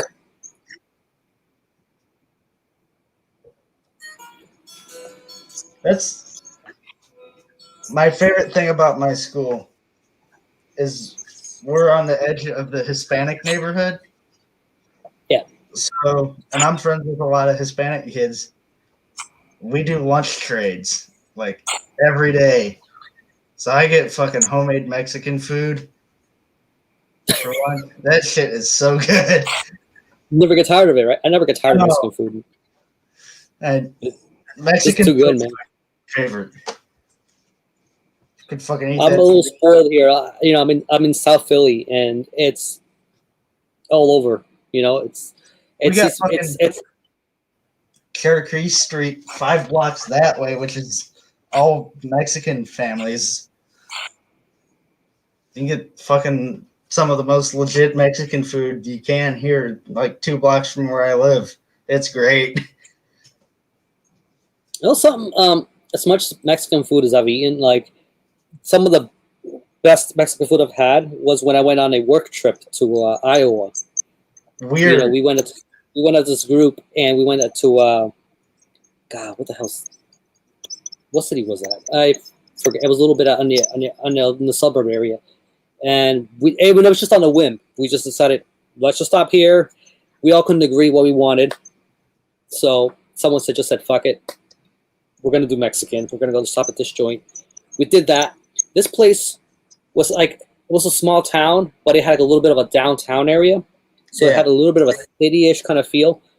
So we pulled in there, and it was like one of those two-story restaurants where I guess the upstairs is reserved for parties and whatnot, but there was nothing going on that night. So then we went in there, and we're like, hey, we're kind of a big party. It's like a work group, and we went in there. They seated us, and I'm like, this place is probably gonna suck. You know, it's probably that gringo-fied kind of Mexican food, Yeah. and you know, gotta reserve their judgment sometimes. You know, it was actually quite amazing, and Yeah.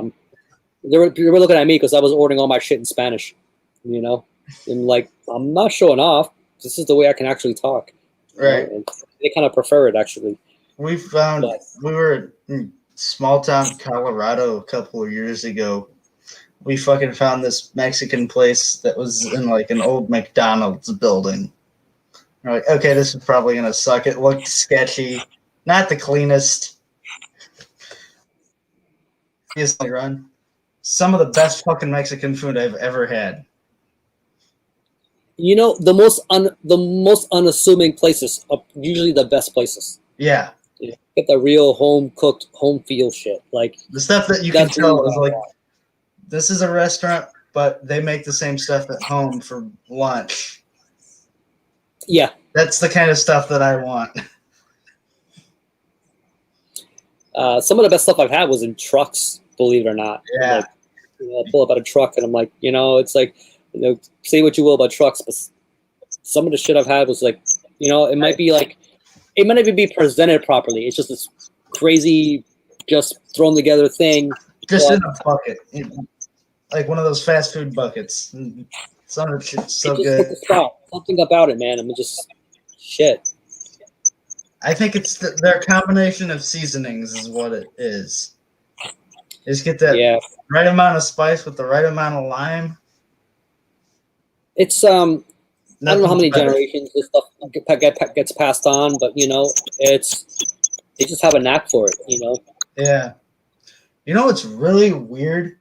Some of the best Mexican recipes I found come from Sammy Hagar Sammy Hagar. and his cookbook. I didn't even think of him as a foodie. He's got a restaurant chain, Does he? Cabo Wabo. Oh, right. Yeah, I've dude, never quite looked into it, but yeah. You're that right. he's got just his cookbook. If you can find it, it's called "Are We Having Any Fun Yet?" The Mexican food in there, it's really fucking good.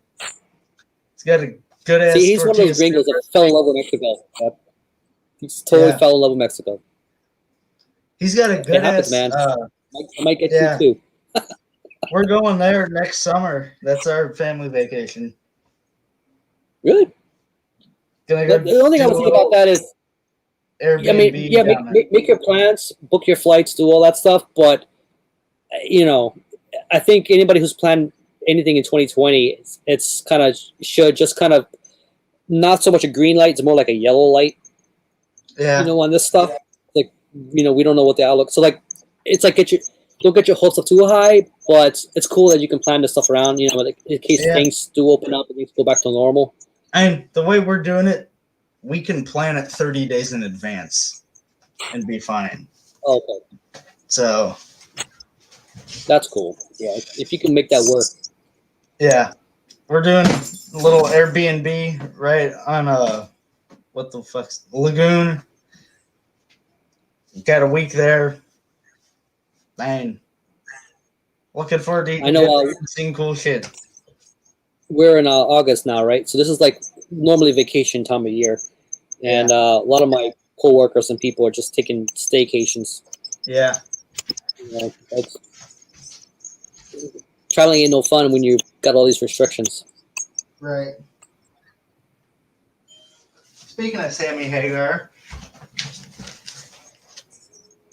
I got this original press.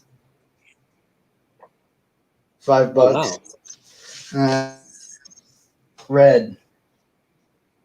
Shit, man. You ever listen to this album all the way through? I may have, but I probably don't remember. This is fucking good.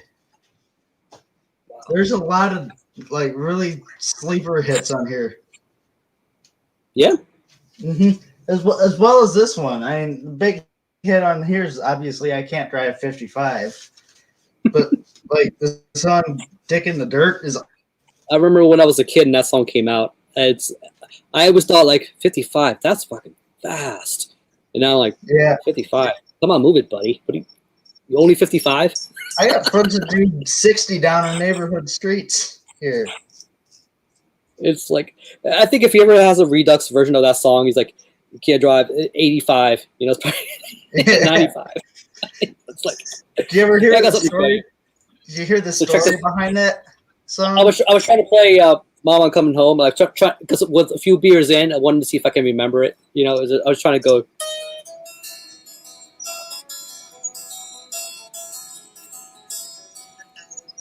I don't know if that sounds correct. That's the intro. It was close enough. People know what it is.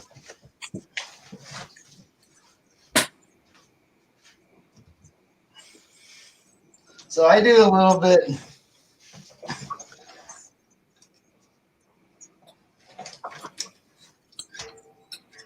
All right, so get a load of this. Fuck is that? This is Montrose. This is I don't know if it's his first band, but this is one of his first. This is Yeah. Hagar's first band. Montrose is fucking good. Yeah. So I got a fucking 8-track of it. I don't know if it still plays.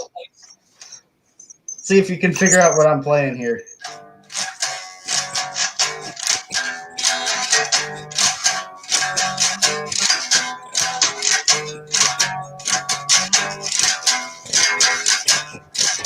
Got it?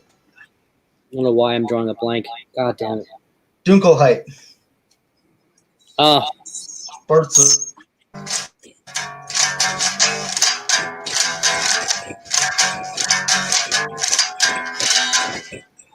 Honestly, I like a lot of that stuff. you're playing that lower chord stuff, so it's harder to hear because you don't have it plugged in.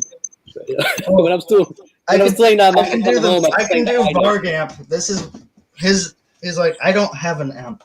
I just use the table.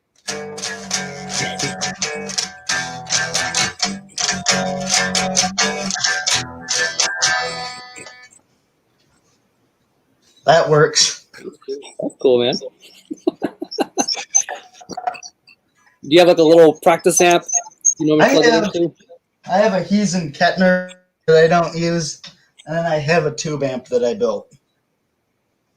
Oh yeah. Oh, that's cool, man.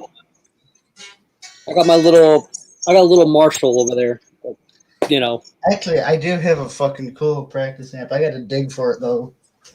See if I can find it.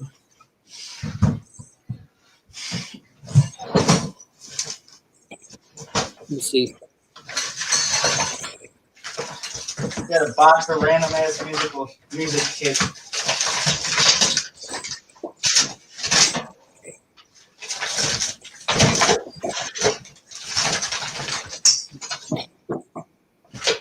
Yeah, I don't know where it is. So.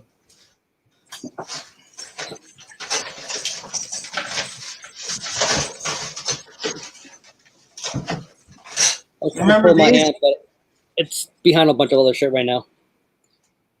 What is that? It's an Echo mic. All it does is. Can you even hear it? Yeah, I hear like a slight echo. Yeah, that's all this does. That's crazy. Yep, I've never used one of those. I have no idea where my practice amp is, so I'm not gonna look for it. Yeah, mine's right here. But when I was it's 5. Behind the shelf right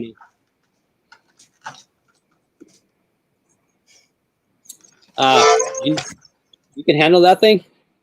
It's tiny. You ever picked up like a real accordion? Those things are fucking.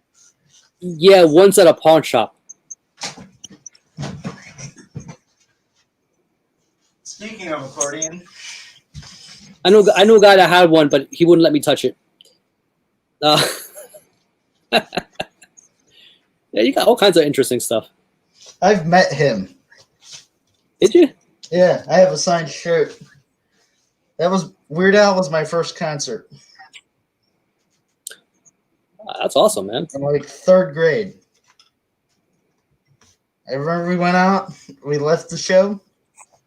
There's a bunch of people standing around a fence, and his keyboard player was standing there, and people were talking to him, and he's like, "One sec, let me go get Al."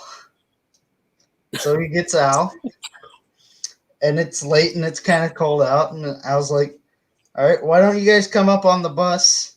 You get 1 photo and 1 autograph." So we went on the bus, got our picture and autograph. That's awesome. Yeah. I'm trying to remember what my first show. I was like, I've seen like little shows here and there, but like I think as far as memorable, probably it's gonna be funny to say, but Sebastian Bach. That's not a bad one.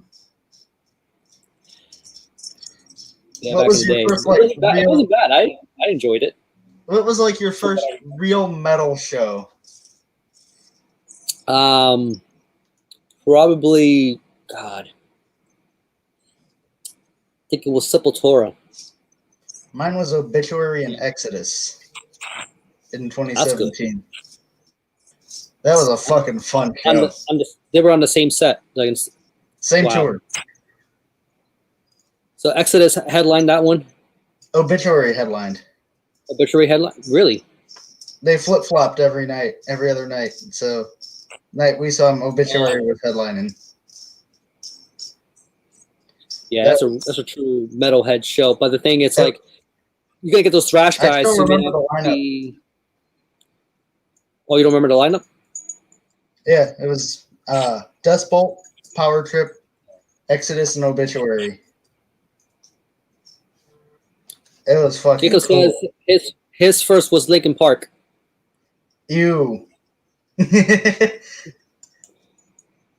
Hey man, like I've seen new metal bands, like, and I was like, Yeah. hey, this is a great experience. Like whatever was popular at the time, Hey, but live music in general is just fun. I remember what was that first big Linkin Park album? I played that thing to death, man. Like, back in the day, like in the early '90s. Yeah. What the hell was it? I'm drawing a lot of blanks right now. It's stupid because I've seen it so many times. And like my first big like arena metal show was Slayer on their farewell tour. Yeah. That was fun. I haven't seen Slayer since the early 2000s. Like I haven't really caught any of their 2010 since the 2010s. I've not seen them live. I remember, funny enough, I remember the last time I seen them was actually quite disappointing because I think I might have been seeing them from the end of a tour set, so they're probably just not. I don't know. They probably just weren't feeling it by then. Yeah. Or what? It's just I feel like it could have been better. We saw them. They played 2.5 hours. Yes, that's one thing they're really good with. They definitely get your money's worth when it comes to. They played a full set. Fucking 19 songs. They played something off of almost every album. Shit. Well, the discography they have, it's like, and even with that set, you could play 2-3 hours to still not please everybody. Right. Dude, they opened with Repentless, and it was fucking awesome. Did you like Repentless? Not really, but the way they did it live. They got this big banner with their logo and pentagrams being projected and shit. It drops right as they play that opening riff. It was just so fucking cool. Yeah, I could see that. That's awesome, man. And you're seeing a legendary band, on their last leg, but you can just it's like those people who saw Sabbath on their last tour, it's like it's just that piece of history. Now they're not in their prime, but you could say you saw them. Yeah. Dude, I don't know. Tom Araya sounded so fucking good when we saw him. What was the question time? What was the first Slayer album you were introduced to? What was your introduction? Raining Blood. Okay, that's a good one. It's funny enough. Mine was Divine Intervention. I didn't a bad one either. That one gets not put on the popular list quite often. It doesn't really get the. There's a lot of good shit on there. It was coming out of what the hell was the last album? Was the Seasons? It was the one before that one, and I don't think it held up as strongly as the previous album, but I think there was some still little hidden gems in there. As far as that discography, I thought the cover art was better too. Yeah.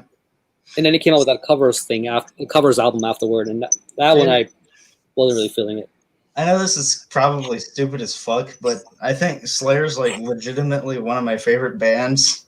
There's nothing better than those first 5, 6 albums are just so fucking good. You can't top them.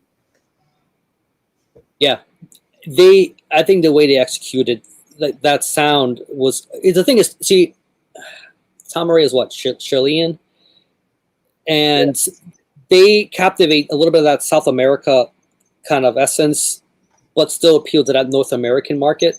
Yeah, Just it's just it's nice blends of all these different worlds kind of put together.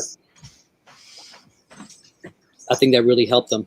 there's a period of a year where of about a year where I wouldn't leave the house if this wasn't on me somehow. And they were on Def Jam too, like out of all, it's like they got that push too that they needed,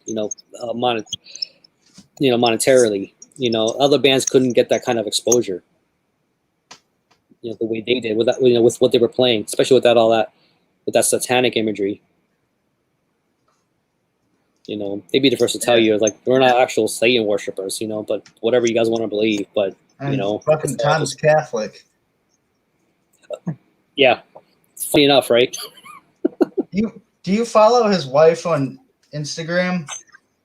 No. She posts some of the fucking funniest shit. But on what's the stuff that he's doing, or what? Like, just trying to get an idea. It's a little bit. It's mostly their life on their farm, but a little bit of Slayer stuff. It's entertaining. Well, now that they're, I don't even know if that's the right word. They're retired. Like, I wonder what I'm sure they're still going to be making appearances here and there and whatnot. But I think Tom just didn't want to tour anymore, is what I understand. Yeah, and I think towards the tail end there, like, I think. Oh, there's an echo. I don't hear it. Maybe just okay. Thought I heard an echo. I was gonna say that I don't think Carrie wanted to continue with it either. I know they had their issues with Dave Lombardo. When it comes to the business end of it, I think that also. That's a fine drummer, and he does. Yeah, but well, he felt kind of screwed by the way they handled the compensation. Because he contributed quite a lot, and he felt like he was getting the short end of it. Yeah, according to him. But that new band he's doing with Mike Patton, that Dead Cross stuff, that's fucking awesome. So I wonder about they got the Mr. Bungle, stuff coming out. It's like, it's a still Bungle. Like, I remember when I don't know how far back you're into Mr. Bungle at all. Yeah, I love Mr. Bungle. But they were quite. I don't know if different is the word. There was nothing quite like it. No, there still isn't really. I don't know how much of that they're still going to be able to. That magic that they had. Did you see the reunion shows? Yeah, I caught some of it on YouTube. Yeah, night 1 and night 2 are on YouTube. How fucking cool is it? They got Scotty Ian playing guitar and Dave Lombardo playing drums.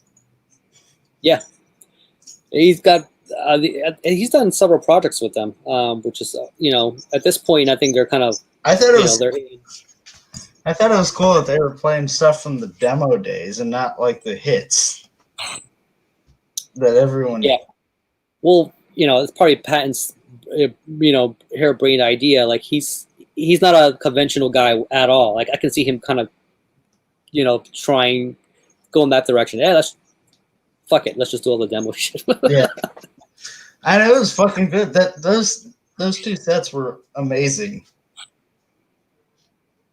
Yeah, like, there's a buddy I talk to often, and he's a big Patton fan. It's just sending me clips and stuff here and there. Just like, he's a real showman.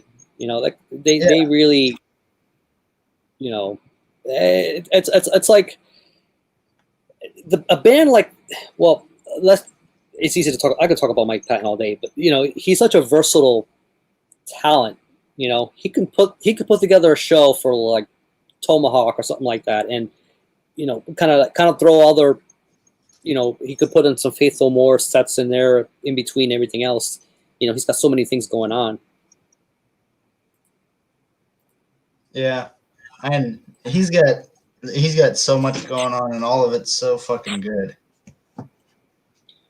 He's one of those artists that I put them in the hustler category. Yeah, they're just hard. They work hard, but they're just that passionate. You know, probably doesn't feel like a job to him at all. right. I'm just going through the motions, man. This is what I do.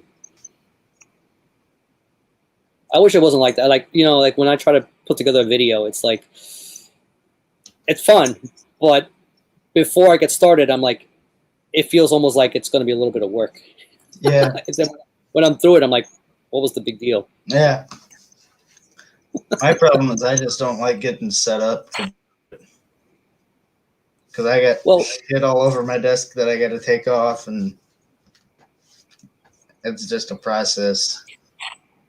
So you feel like it's a bit of it's the prep work. Yeah. Well, part of it is you don't want to sound like, you really don't want to sound stupid. Like, right. You know, and I don't want to make it seem like I don't care and that I'd rather be doing something else. I've seen videos where that it can come across that way. I think that people still will kind of generally, you know what it is? Somebody watches a video will maybe considered a bad video, but it doesn't mean, okay, I'm going to unsubscribe. You didn't entertain me. I don't think it's really that. It's not all videos are going to be this, you know, epic, you know, climatic kind of thing that you're just speaking from yourself. It's just yourself. You're just showing who you are, what you are, where you're going through at the moment. And the reason I say that is because if I were to make the same video like that I recorded today, if I were to record this, let's say a week from now, it's going to come out completely different. You know? Yeah. It's really a product of its time. Like whatever you're in at the moment, that's what's going through your head. That's what you're going to communicate. And, you know, that's why sometimes if you're going to do a video that's like, let's say very well researched, very correct, factual based kind of shit, like, yeah, just probably a little more predictability with that. But someone like myself, like that's not my, that's just not me. I speak from here, you know? So that's why you probably may not get the same thing. If I were to re-record it, it just wouldn't work that way. Yeah, I get that.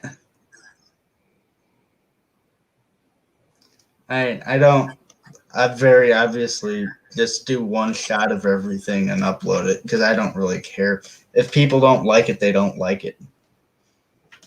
Again, you know, it's your channel. I mean, you decide what direction you want to go, but you're not monetizing this. You know, this is almost like a vlog, really a vlog. You know, you're just talking about what's in your head, what you like. You know, people are free to subscribe. You know, but you're not keeping score. Right. You don't have to subscribe if you don't like it. Yeah, it's cool if people want to watch it. I mean, it's great, but you know, that's not, you know, you putting it out there. It's who you are. Yeah. That's how I feel about it anyway. You know, I know. I was talking to Jeff earlier. You know, he seemed a little. He has some things going on, you know, as far as how to start his channel, you know, and he has some logistical issues as far as pulling up some inventory and trying to sort out what he wants to talk about. But, you know, it's sort of easy to get sort of stuck in that, a little bit of that paralysis, you know, before you can get going. And sometimes it's kind of what I did. Like, I'm pulling shit. You'd be like, really? You know, I could talk about Dark Throne and some other shit very easily. I might pull some shit that you'd be like, but hey, it's what I want to talk about. Yeah. Like, I'll pull an album that nobody else likes. that I love and I don't care. I like the album. You don't have to share the same taste with me. If you did, it would be fucking boring. Yeah, well, it's also the personality. It's like they may not like the albums per se, but they may like just hearing your thoughts. What does Nick think? It's like,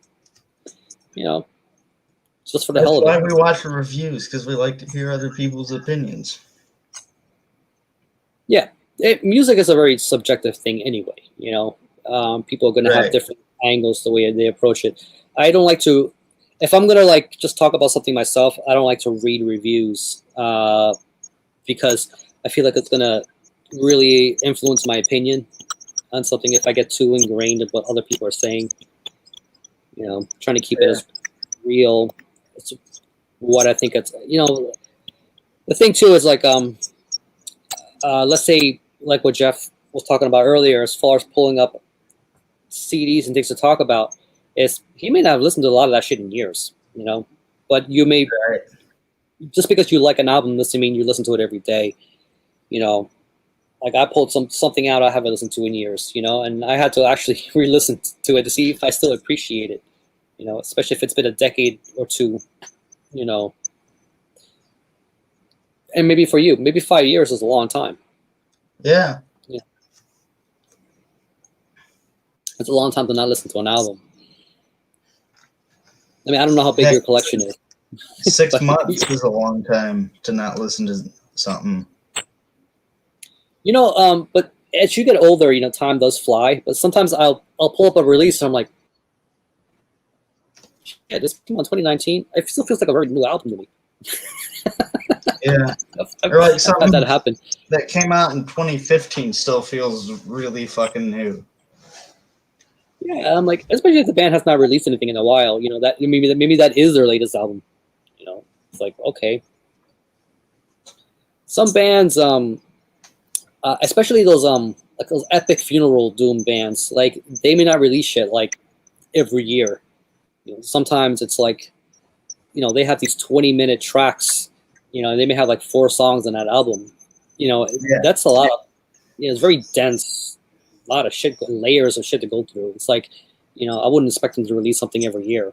They're not like Two Mold and those bands. It's just like, whatever, just pump shit out. Yeah.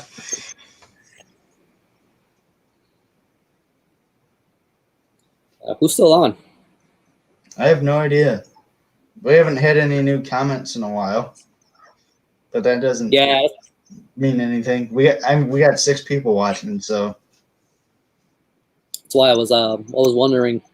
Stefan said he's running a little late. All right, might be a perfect time for a pee break. I'll be back. Yeah. Hold the fort. I'll try.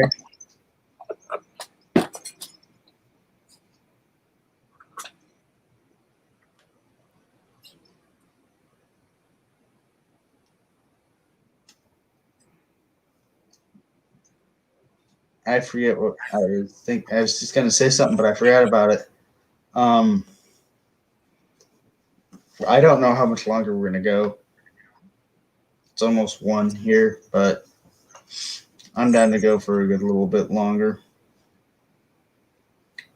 Probably got a couple more people coming in just to say hi.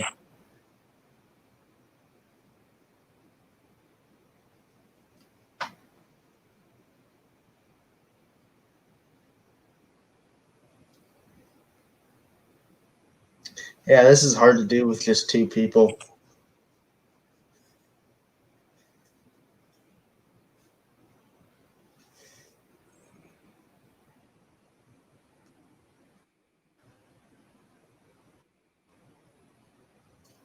And you guys are still enjoying this, right?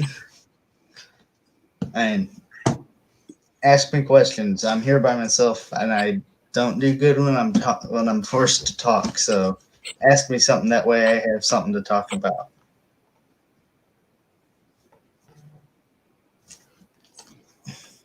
But I mean, I'm having a good time. We're just chilling, having fun. Some friends doing Saturday night things.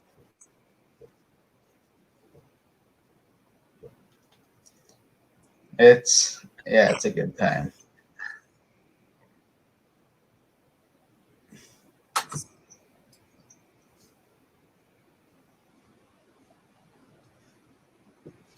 All right, now you get to hold the fort down while I go take a piss. It's all good. I'm just gonna show 7 inches. All right. Let me see. I pull these on a Devon stream, but this is a different stream, so it's fair game, right? So let's see. Loving this one right here. So this is the Sedimentium and Phobophilic split. So I got both their demos, which is fucking amazing, man. If you like that fucking by Rotted Life.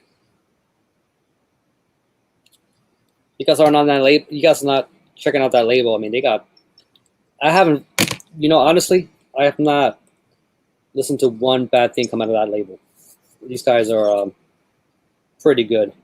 I love how fast their shipping is too. I put something in it.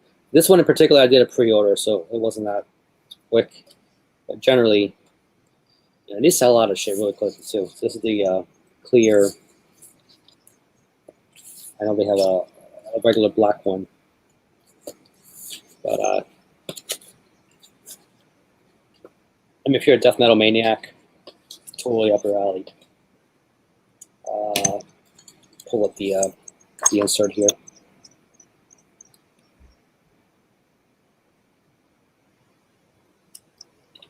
Awesome.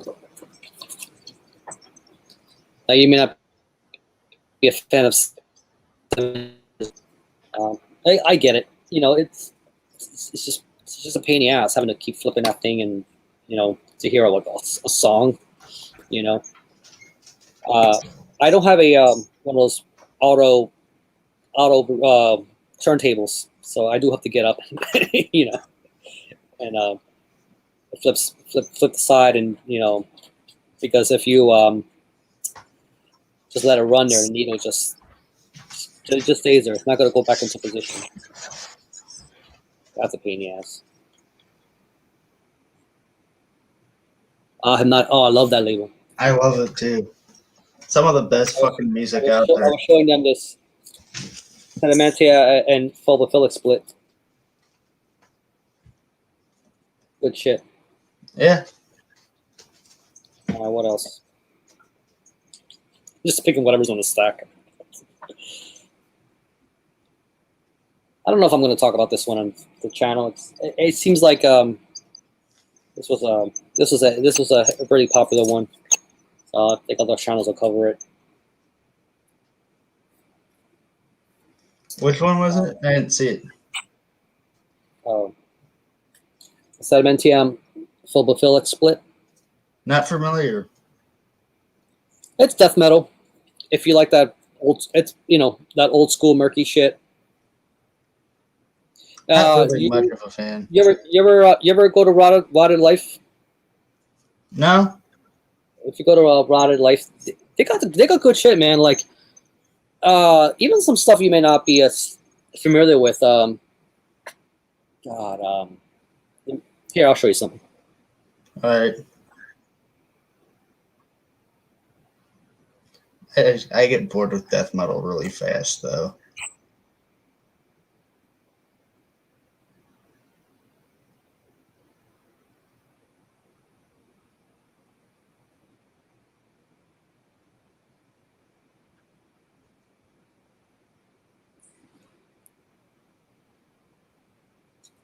Yeah, you seem like you're kind of a fan of the atmospheric metal. Is that pretty much your primary thing? Yeah. I can see that. Fisher. Also known as the widest neck in death metal. Yeah. So this band's called. I don't even know. To this day, I don't know if I say it right. Bothia Celestial Gateway. That looks cool. It's that spacey death metal, but it has a very Swedish sound. So if you like Swedish death metal, check this guys out. And I get bored with death metal real fast. but that's just me. Yeah, it's not for everybody. All right, this is the reason I brought it up off topic. If nobody talks about this. That's why I brought it up. Nobody's talking about this. If you're ever in St. Louis, and for some reason you're in my neighborhood, this is a place you have to go. Steve's Hot Dogs. It's fucking awesome. Do they have anything else besides hot dogs? He does bratwursts. It's basically hot dogs and bratwursts, but he does like it's all Star Wars themed stuff. He's got He's got this one. It's a Salsitz. It's called the Stormtrooper.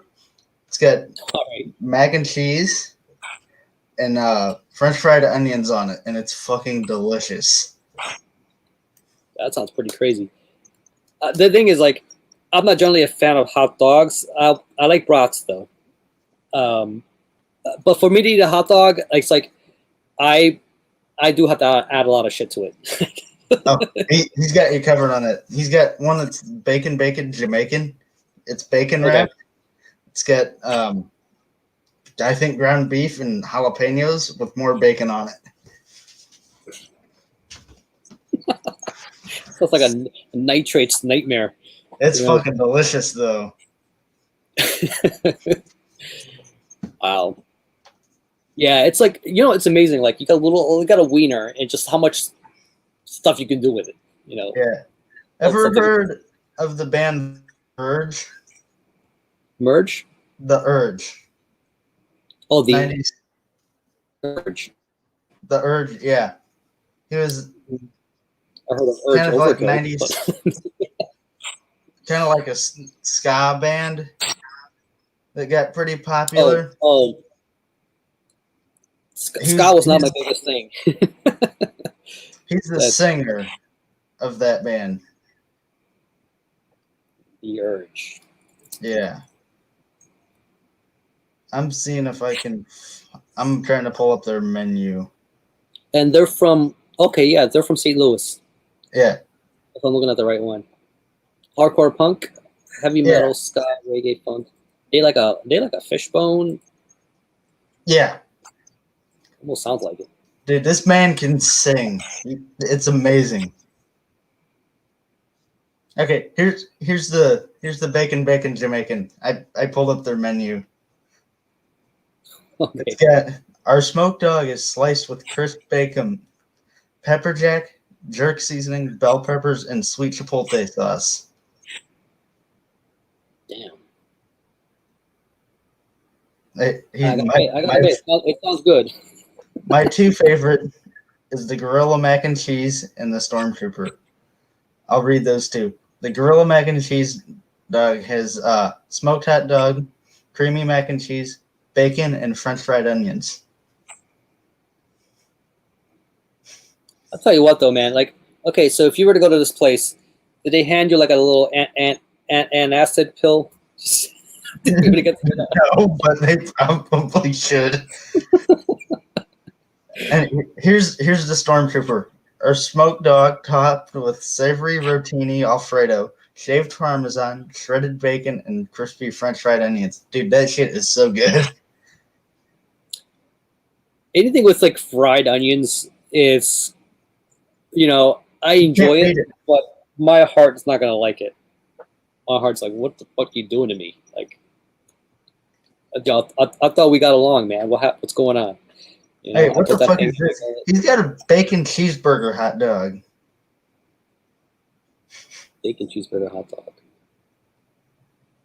That's curious. Smoked dog, cheese sauce, bacon, grilled onion, and ground beef.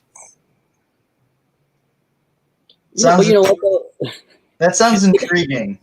But they got those ingredients laying around already. They're like, why not, right? That's what it is. It just becomes these why not items. Yeah.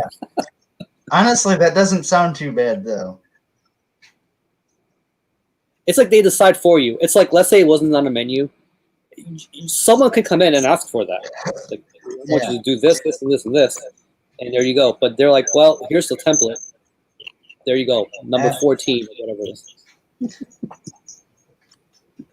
His kids went to the same grade school, as ours, so he would cater all the school events, Okay. which was fucking awesome because you get a bacon Jamaican for nothing, which is like a $5 hot dog if you go to the restaurant. Yeah. That's funny. There's a you know that chain Five Guys. You familiar with Yeah. them at all? It's not that great, but I can't compare to what you guys may have down there. It's probably miles better. But they are like the what you call better chain. If you want a burger, a half decent burger, yeah. you know where we're at, and I guess they're New York based. But we have them here in Pennsylvania and Jersey. But they have other things on their menu. They have the hot dog and the grilled cheese, but they have a certain price tier that they cater to. Like, so if you're gonna get something like a grilled cheese, you're still paying like $5. Yeah, that's ridiculous. It is. But I'm pulling up my favorite burger joints menu. It's this place called Stacked. Dude, these burgers fall apart. They're that big. They probably use the what do you call it? The high fat grade meat too. Like that sort of, you know how like your ground beef has those certain fat ratings, 80%, 90%. They're probably using that higher fat. It's tastier, Yeah. But it could fall apart easier. Trying to find my favorite burger. Fuck, where is it? But this place is expensive, but it's fucking worth it. And its burgers are $11. Oh, here it is. It's called En Fuego. It's ground chuck, pepper jack, roasted corn, guacamole, crispy fried jalapenos, and chipotle sauce, served on a brioche bun. Okay, so we got some of that Mexican fusion thing happening there. Yeah. But man, it's fucking good. For $11 though. Oh, we gotta think about that one. Yeah. And we go there like once, twice a year. But they do this one, I forget the name of it, but it's got like apples on it and it's fucking delicious. Apples. Yeah. First time we went there, I got it because it sounded ridiculous. But then I wound up really liking it. I get weird about that because like it's like when you get the like the chicken salad with the grapes in them. It's like you ever get that? Yeah. Sometimes I'm not feeling that. I'm like, and they don't tell you ahead of time. It's like you get the chicken salad and you're like, why is there grapes in this? Or if you get like the garden salad, supposedly garden salad, but then we'll throw like little craisins or something like that in there. Yeah. Dude, where we live is fucking amazing for food. We live 2 blocks west of South Grand, and it's all this foreign food. We got Thai, we got Vietnamese, we got Indian, we got Mediterranean food. All within walking distance. You're spoiled for choice, man. It's amazing. I can go 2 blocks up and get a thing of fucking grape leaves if I want for lunch, and it's awesome. So here's a question. All right, so when you're done with school and everything, it's like I think you said you're going back to work. Like I guess you're planning on sticking it there and you're sticking around in St. Louis. Yeah. Any other cities appeal to you? I mean, I'd like to go north at some point just because I like winter. Kind of like up by where Austin and Justin live.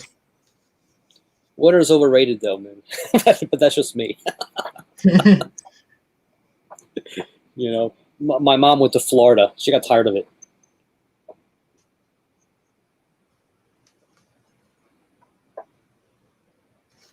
Yeah, I can't do humidity. You're an atmospheric black metal man. Like I can see why you like winter. There's a lot to stereotype, isn't it? there's a lot to pick up from there. And you like that Canadian metal too, right? So it's just like especially wintry. Yeah. I don't know what do I have from Canada. Like it's like if I have to think about it, I won't remember it. Yeah. Canada's got quite the metal scene. I like this. Here, let me show you something.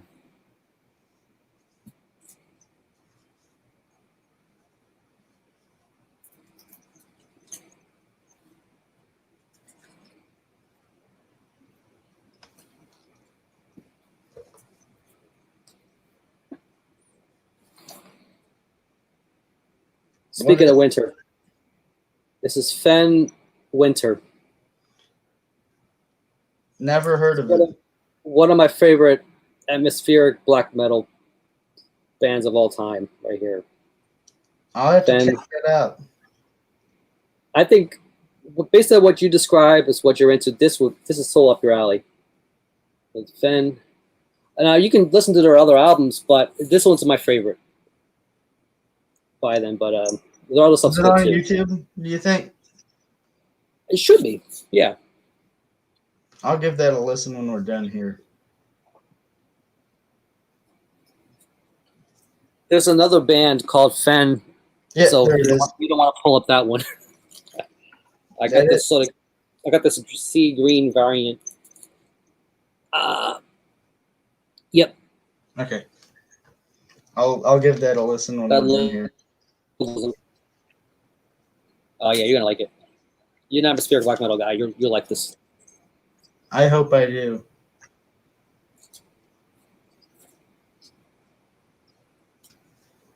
We got another guest. Oh, cool. No, This is my girlfriend. I remember you. She hates when I do this. I do it just because it tortures her. What? I have Ouija board. Fun. A Ouija board. Yes. You ever seen a movie called Witchcraft? Yes. Oh, no, Witchboard. Witchboard. I do that was called.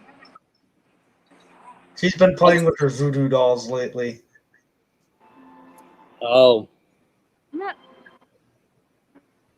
But I have been freaked out since yesterday, so I have to do. Hey Nick, you ever feel like you had some unexplainable headaches, unexplainable aches and pains? I have one right now. What are you doing? I don't get it.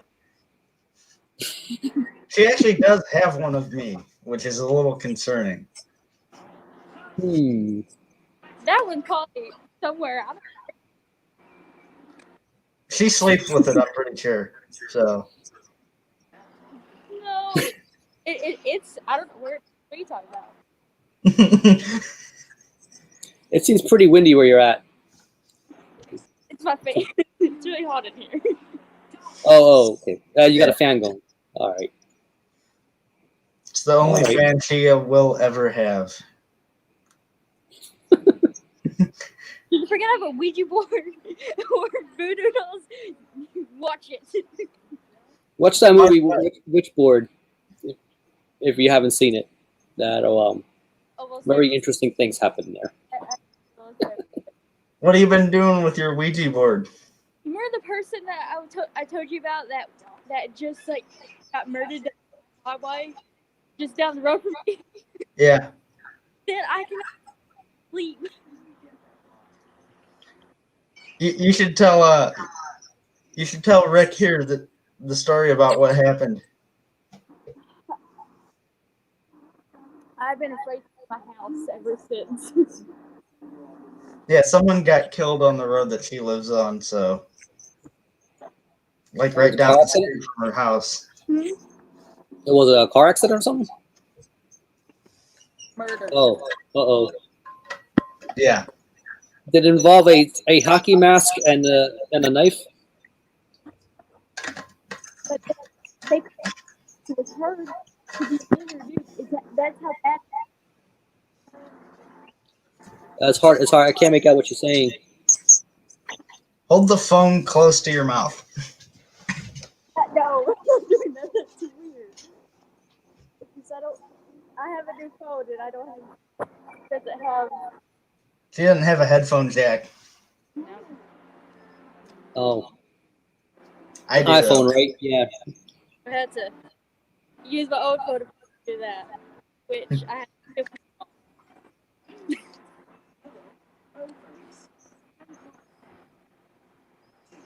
So things.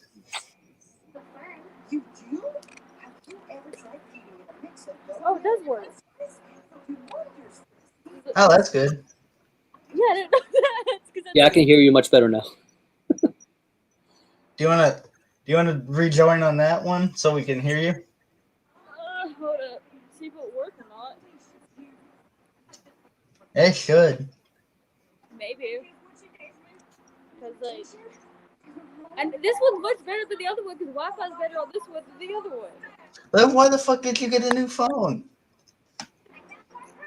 I did it. My mom got me a new one. Rephrase that. My phone just barely shut off.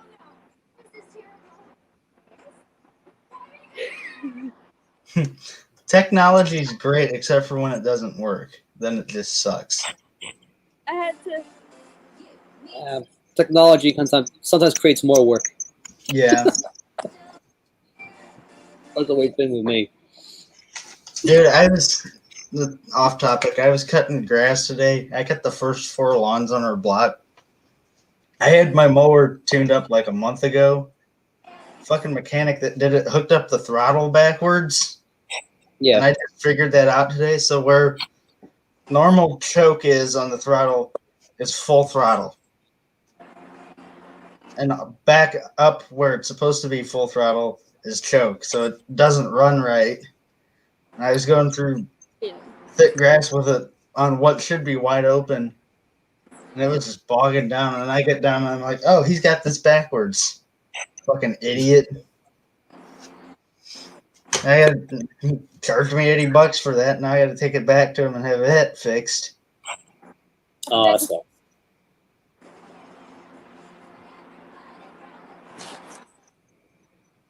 Getting it figured out? No. Maybe. I don't know. If you disappear and come back and we can actually hear you, that means you haven't figured out.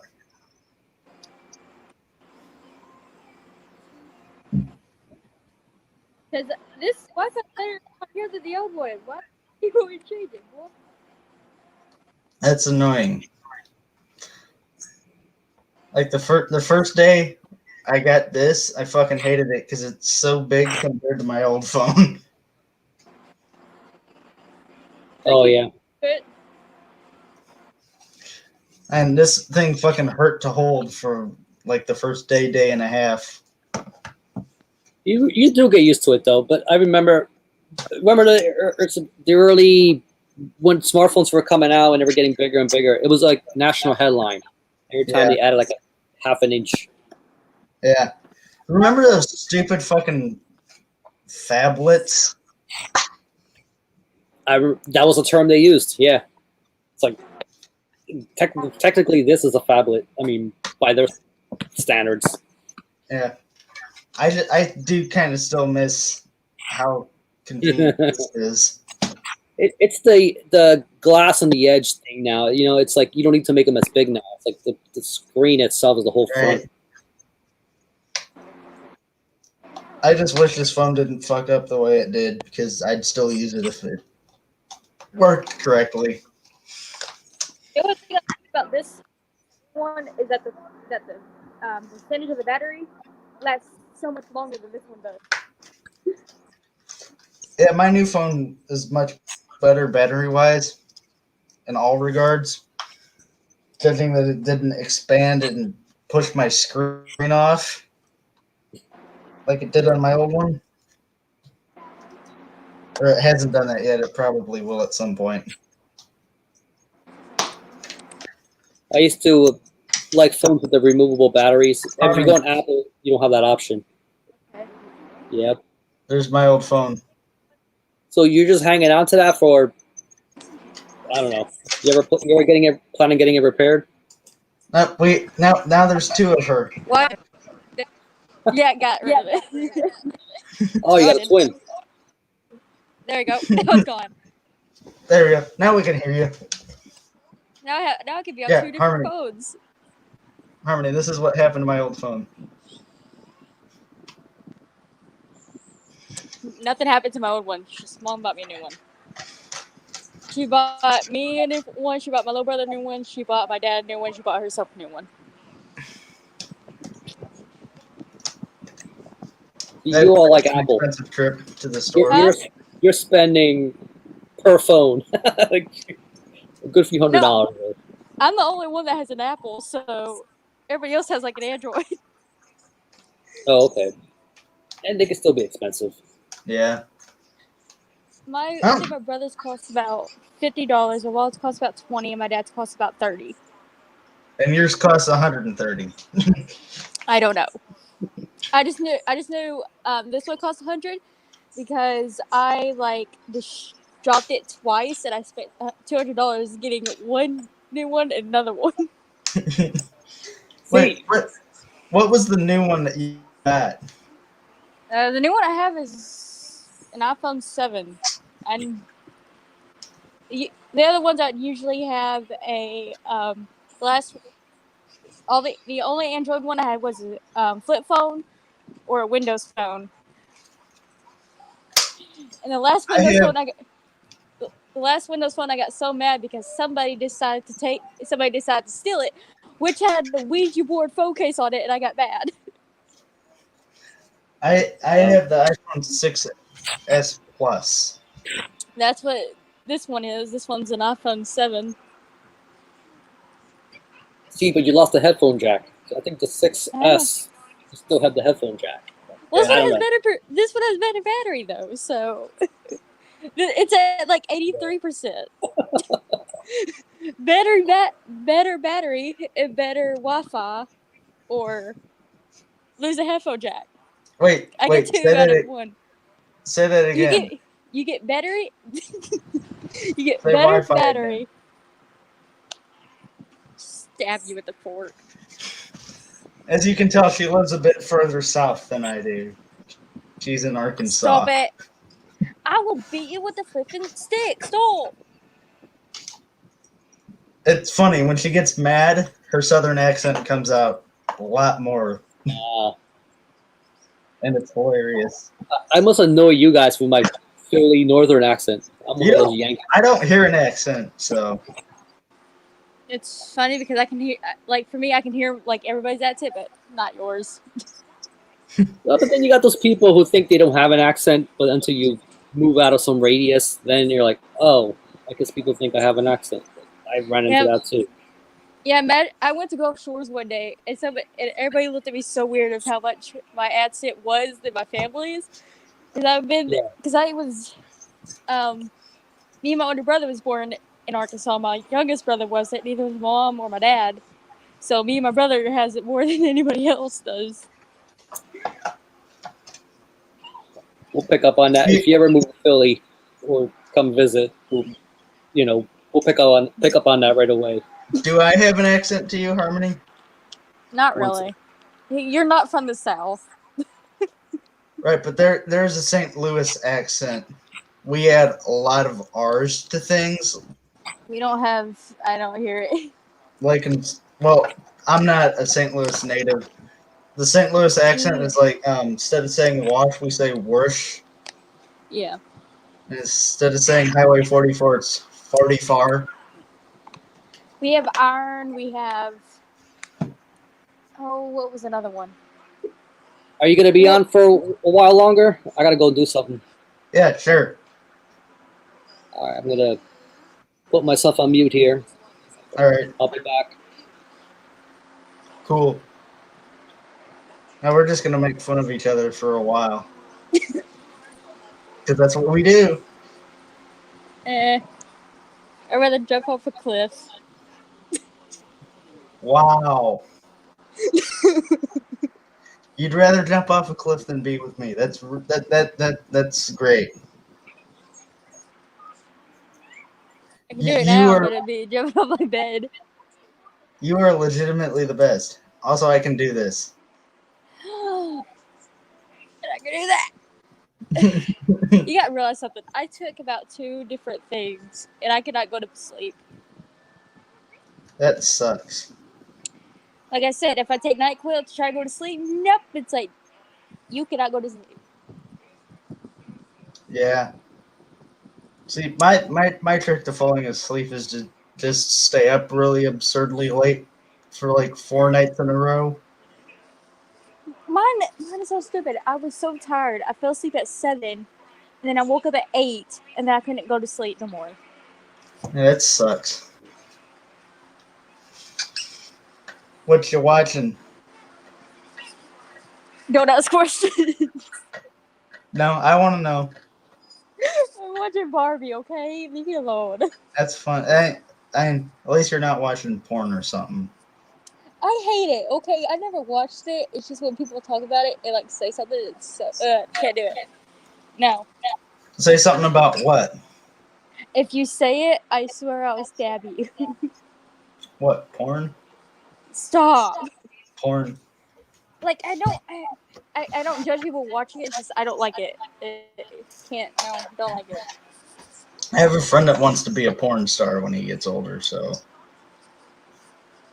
Then he shall do, which makes a lot of money, I guess. I don't know. he wants to be a gay porn star, and he's not gay.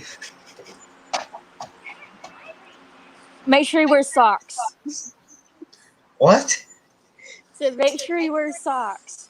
What does that have to do with anything?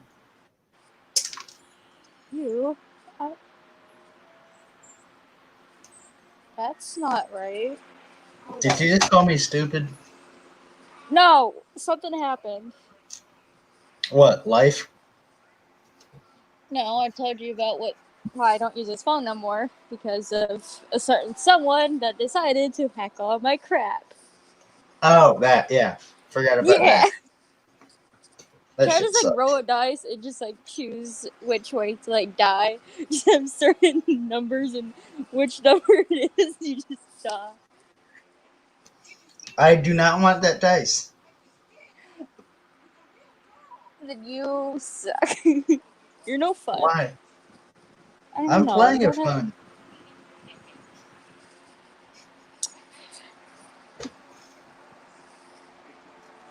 I just had a stupid thought. Do you want to know what it is? What, that you're stupid? No. Something way worse. I'll text it to you. Oh god, I'm scared. There Why you go. tonight is Wi-Fi better than anything else? I just texted Stop! it to you. What? Don't make me bring up Hitler when I found out.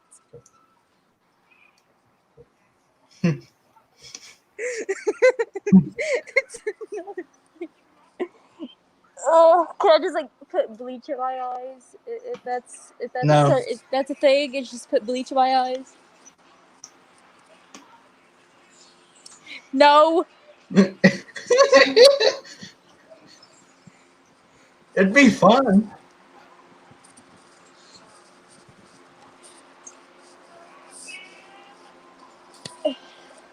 You're lucky I don't know where your voodoo doll is. What would you do if you did? Stab it with a fork. That That would feel reminds me good. of that reminds me of the story. I usually bring forks to school. That's how I made my friends to stab me with forks. See, at my school, we just stab each other with pencils. No, what was I was sitting in the lunchroom and my entire 10th grade was so bad. So my entire 10th grade was just terrible. Stuff happened, but I I didn't hate have everyone friends. at my school. I didn't have friends, and You still don't. so That's true because everybody else sucks. What about me? You suck even more. How? Do I really have to explain it to you? Yes. It's what you 'Cause I'm sent me, you stupid. douche. Yeah, see, there you go. Too, so. There's a hey, You suck in a good way. I have a disorder. I have a disability. Quit it. No, I said I you have a suck in a good way. May the Christ compel you. He was a fraud.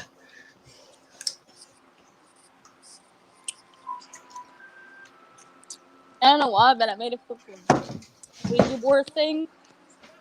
I'm just sitting right beside me. It's made out of paper because that's all I can do. I'm a poor ass person. This Oh, is I my said that now. cross. I don't have one. All I got is a Bible underneath my bed. I just have the Iron Cross from World War One. I sleep with the Bible underneath my bed because sometimes it feels like somebody's gonna grab my foot. I don't even own a Bible. I own like 4. Why? That's stupid. They're in different rooms. They're only good for starting fires. So, They don't burn you. yeah, they do. You hold a lighter to them. Ow, that fucking hurt. Stole my entire marker at you. I have a lighter. I'm not allowed to have a lighter. I wish I had some cigarettes.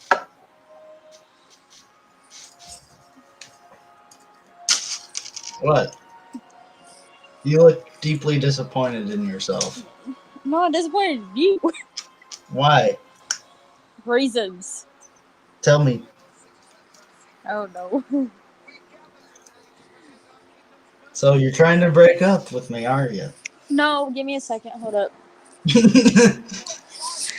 Not funny. Oh my goodness. Ah, boy, she is leaving.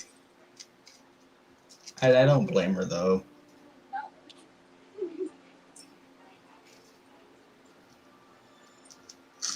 Yeah. I hate being by myself on these. Kind of sucks. Not gonna lie.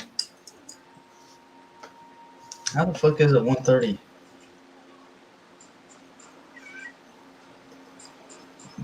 We've been at this for almost fucking 3 hours.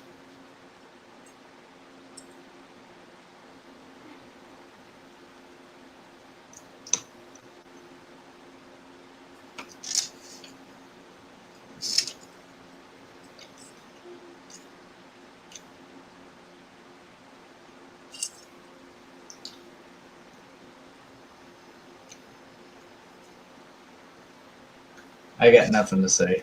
I'm sorry.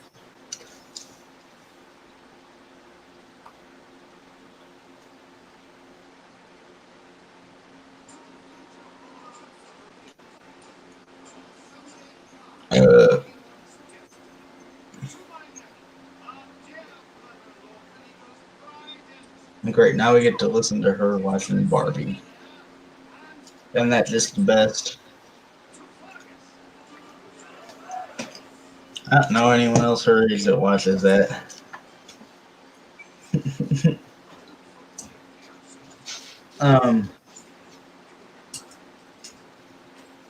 Music stuff.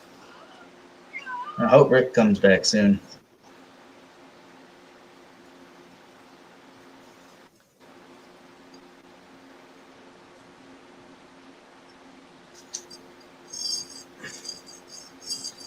We're losing viewers. No, I don't care. We'll keep going. No matter what.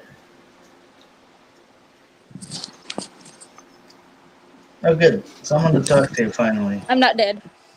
I missed you. Sure you did. I bet you're talking crap about me. What? I said sure you did. I bet you were talking crap about me. No, I actually didn't say anything because I'm bad at being put on the spot. Well, my foot fell asleep. My nose started bleeding. So there's. That's fun. Not really. You gotta stop fucking walking into those walls. It's not that. Too much cocaine? Is that what it is?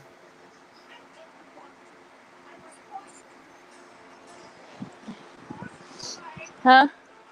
You've been doing too much cocaine again? I told you to stop that. I'm allergic. I was making a joke. Jesus No. Christ, you have a bad sense of humor. No, it's just you bringing stuff I'm allergic to. I know, that's why it's called a joke.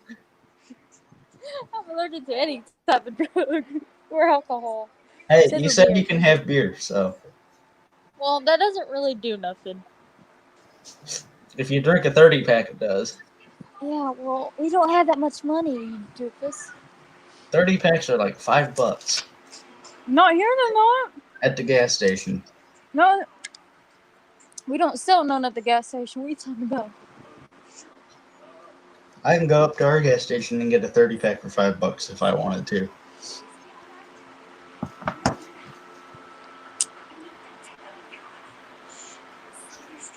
So what have you been doing? Nothing. Same. It's the life.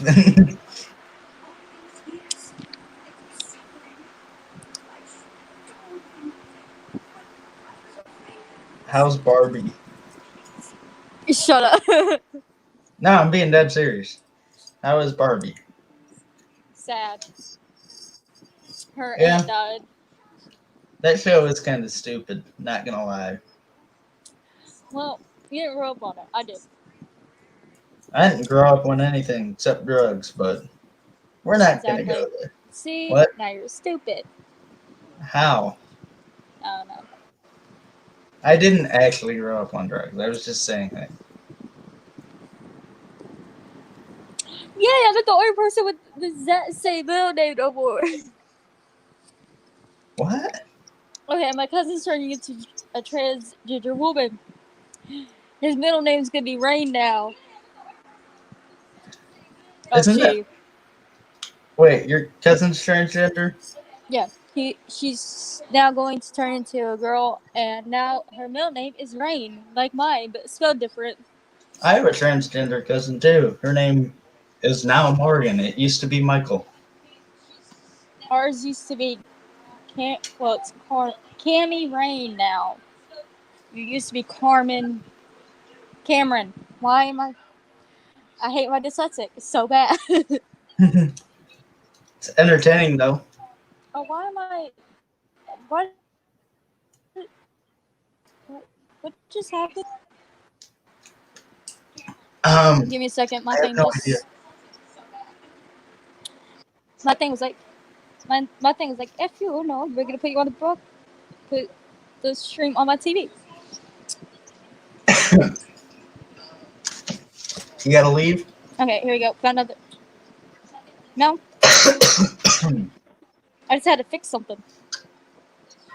Ah. Fixed it. I'm God, back. I'm sick of her just started bullshit. broadcasting the asshole. No wonder I hate you. Oh wait, look, Are we the look only who's ones on coming right now? to add to this merry party. Hey, Hey, Nick, I know yeah, we you. lost our heart. Oh, Yeah. What's up? Hey, better late than never, right? Hey, you didn't have to deal with her stupid shit. Now her phone's screwed. Did she sign off? She's back. Yeah. It kicked me out. I didn't We do were nothing. just talking bad about Oh. I know. I hate you. you. You remember Stefan, don't you? Yep. I'm not stupid. Well, What's new? Ouija What's board. shaking? Ouija board. So, Yes. is that a homemade I'll take also, do it that's yourself? your new that's edition? that's your new nickname is Ouija board. Or voodoo doll. So what are you trying? What are you trying to Maybe. what are you trying to conjure here? The person that died down my road. Oh boy, But I'm scared. there was a story about that. Some time back, there was a guy who died, and the family kept seeing him appear around in places. And every time he showed up, he was more deteriorated than before. I What don't know if you know about that story. I have been since it happened, since we found I out just that changed he her nickname died, and she didn't notice. I don't care. What it was at night, since yesterday at night, I've been like feeling like somebody's been watching me, and outside my window I was can hear me. like banging. I have cameras hidden all over your house. Bitch, no, you don't. If you did, then you would know I screamed in my sleep. Oh, I knew that. Treated. Are you into all kinds of spiritual things, or just the Ouija board? Ouija board, voodoo dolls. I'm trying to get to where my grandma does voodoo dolls, but she does so much other things. Like she cleans houses and all this, and I'm trying to learn from her. So I'm trying to do all of that. That's just real cool, though. Are you into astrology at all? No, never did. Pretty Her interesting. Catholic faith won't let her. No, it's just never really thought of doing it. What's your what you know what your sign is? Yeah, that's tortoise. Whatever it's called, I can't pronounce it. Taurus. Dyslexic. There you go. Oh, Taurus. Okay, Not That- a tortoise. That would be a that would be your sun sign. What's yours, Rick? I'm a Pisces. So am I. All right. That's why you're into atmospheric. That's why you're into atmospheric metal, man. We Yeah. can tap into all the more ethereal shit. That and weed. That and But- we, yeah. Pisces are also very addiction prone. Yes. I know that. I figured However- that out the wrong way. Often, your moon sign can be stronger as far as because it's all about what's in your head versus what the shell of your body is. When you say the sun sign, that's Yeah. like your spacesuit. That's what you're wearing outside. You know how you interact with the world. But your But moon that's why- sign, What's I get Stefan's this. sign? so what are you, Stefan? What? What's your astrology sign? I think it's Gemini because I was born on June. All right. Why? She keeps telling me this one thing. This has been like the past 2 days. Because She I keeps telling figured out me yesterday. that Hitler made sex dolls. Because I found it out yesterday. Really? It's funny. Yes, he really did. Apparently he invented them. He did. I'm sure there've been other substitutes over the hundreds of millennia. Over time. Maybe they didn't call it that.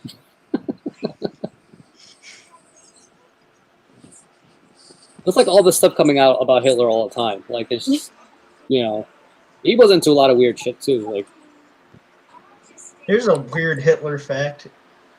Did you know Hitler only had one testicle? he was a eunuch. Yeah, I think I did know that. But I don't know if that's been determined. Is that true? I've heard that going around, but We don't really need there's to no talk body about it. discrepancy. Yeah. But that would explain a lot about his behavior. Yes, it would.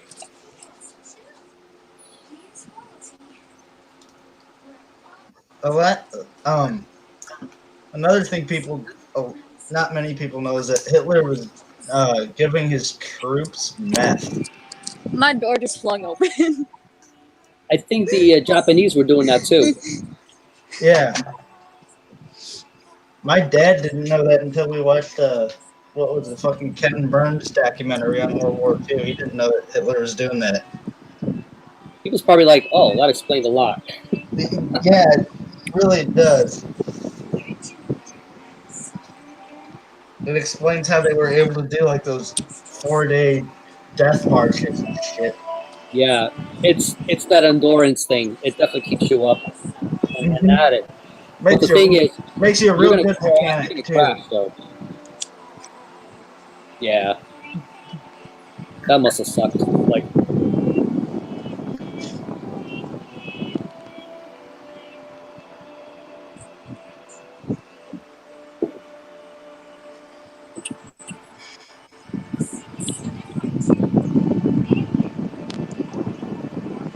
So what are you listening to, Stefan? Me? Yeah. Basically, I was just listening to Nagara.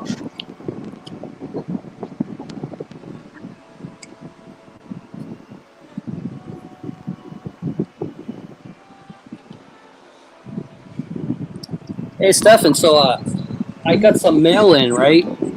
And I got this little gem right here. That is an amazing magazine. That I is haven't read amazing. it yet though. I just got it.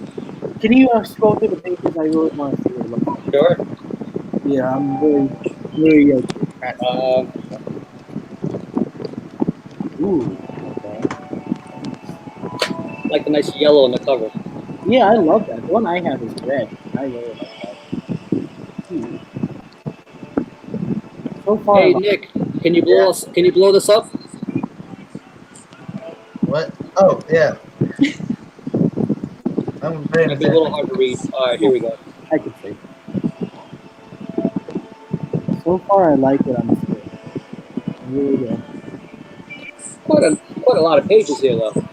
Oh, what's that band on the left? Uh, God. Artifact of Skulls. On the left? Oh, nice. Artifact of Skulls. And some Taiwanese band. Infernal Requiem. I like that logo right there. This one. That one, yeah, I like that one a lot. That looks like something I That would is want. fucking cool.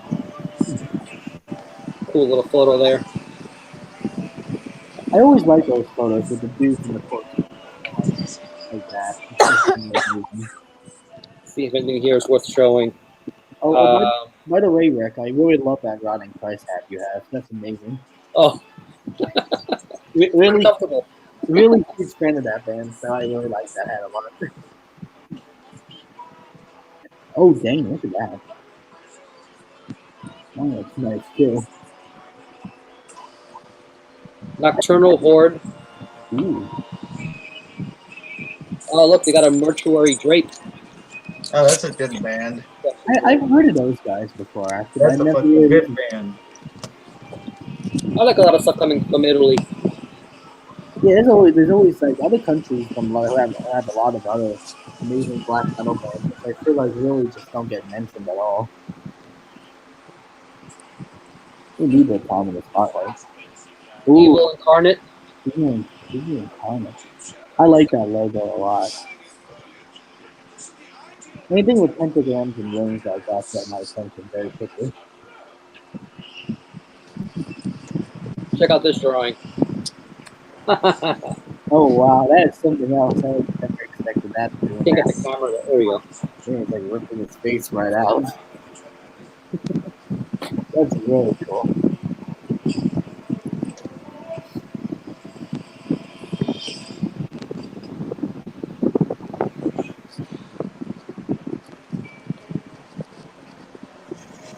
Ancient Rites. I've never really looked into that band at all. I like that I can read their logo. Oh yeah, at least it's not one of those unreadable logos. Where you're just like, oh, what does it say? What do they wanna tell me? All right, here we go. We got Esoteric. Pick out the most fitting name. It's not for everybody.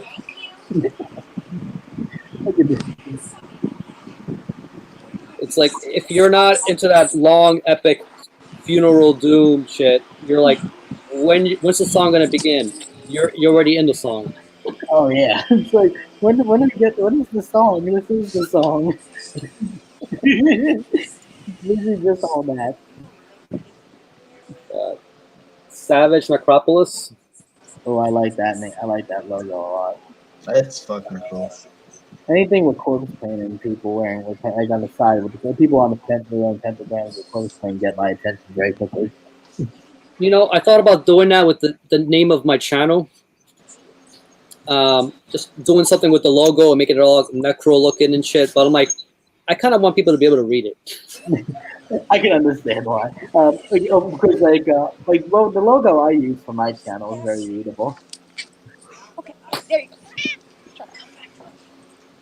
Hey, wait a second. We gotta do this. Oh, what was Just to that? make her mad, because she likes it when I do this. I want to see the poster. I want to know what Rick was showing. Alright, there you go. All right, Rick, what's the poster you're showing? Oh, look, here's Star Guys. Oh, That's a great band, and that's a cool ass picture. I love that song. I like their logo. I hear a cat. Oh yeah, that's cool. The Star Guys poster, I would definitely want to actually hang on. Harmony's torturing her cat. I did not. She's a fat cat. She doesn't like being picked up. Do that again. That was hilarious. No, it hurts her, but she's a very fat cat. Oh, okay. I thought you had like a voodoo doll of your cat. What's that cat's name? Butthead. That's a great name for a cat. Won't come to anything else but butthead, so. She doesn't like me at certain points. It's a good thing cats don't know English. I am of the mindset that cats are far better than dogs. But can you imagine, like, okay, let's say you were a cat, right? And you're doing your meow meow stuff, and then one day someone snaps their finger, you know English, and you're like, Puffy, really? Like, Or why the fuck would you call me butthead? Whitehead? Because it's a butthead, and also, what else?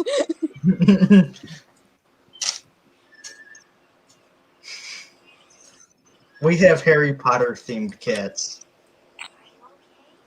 We have Mine is Phineas just- Nigellus and Luna Lovegood.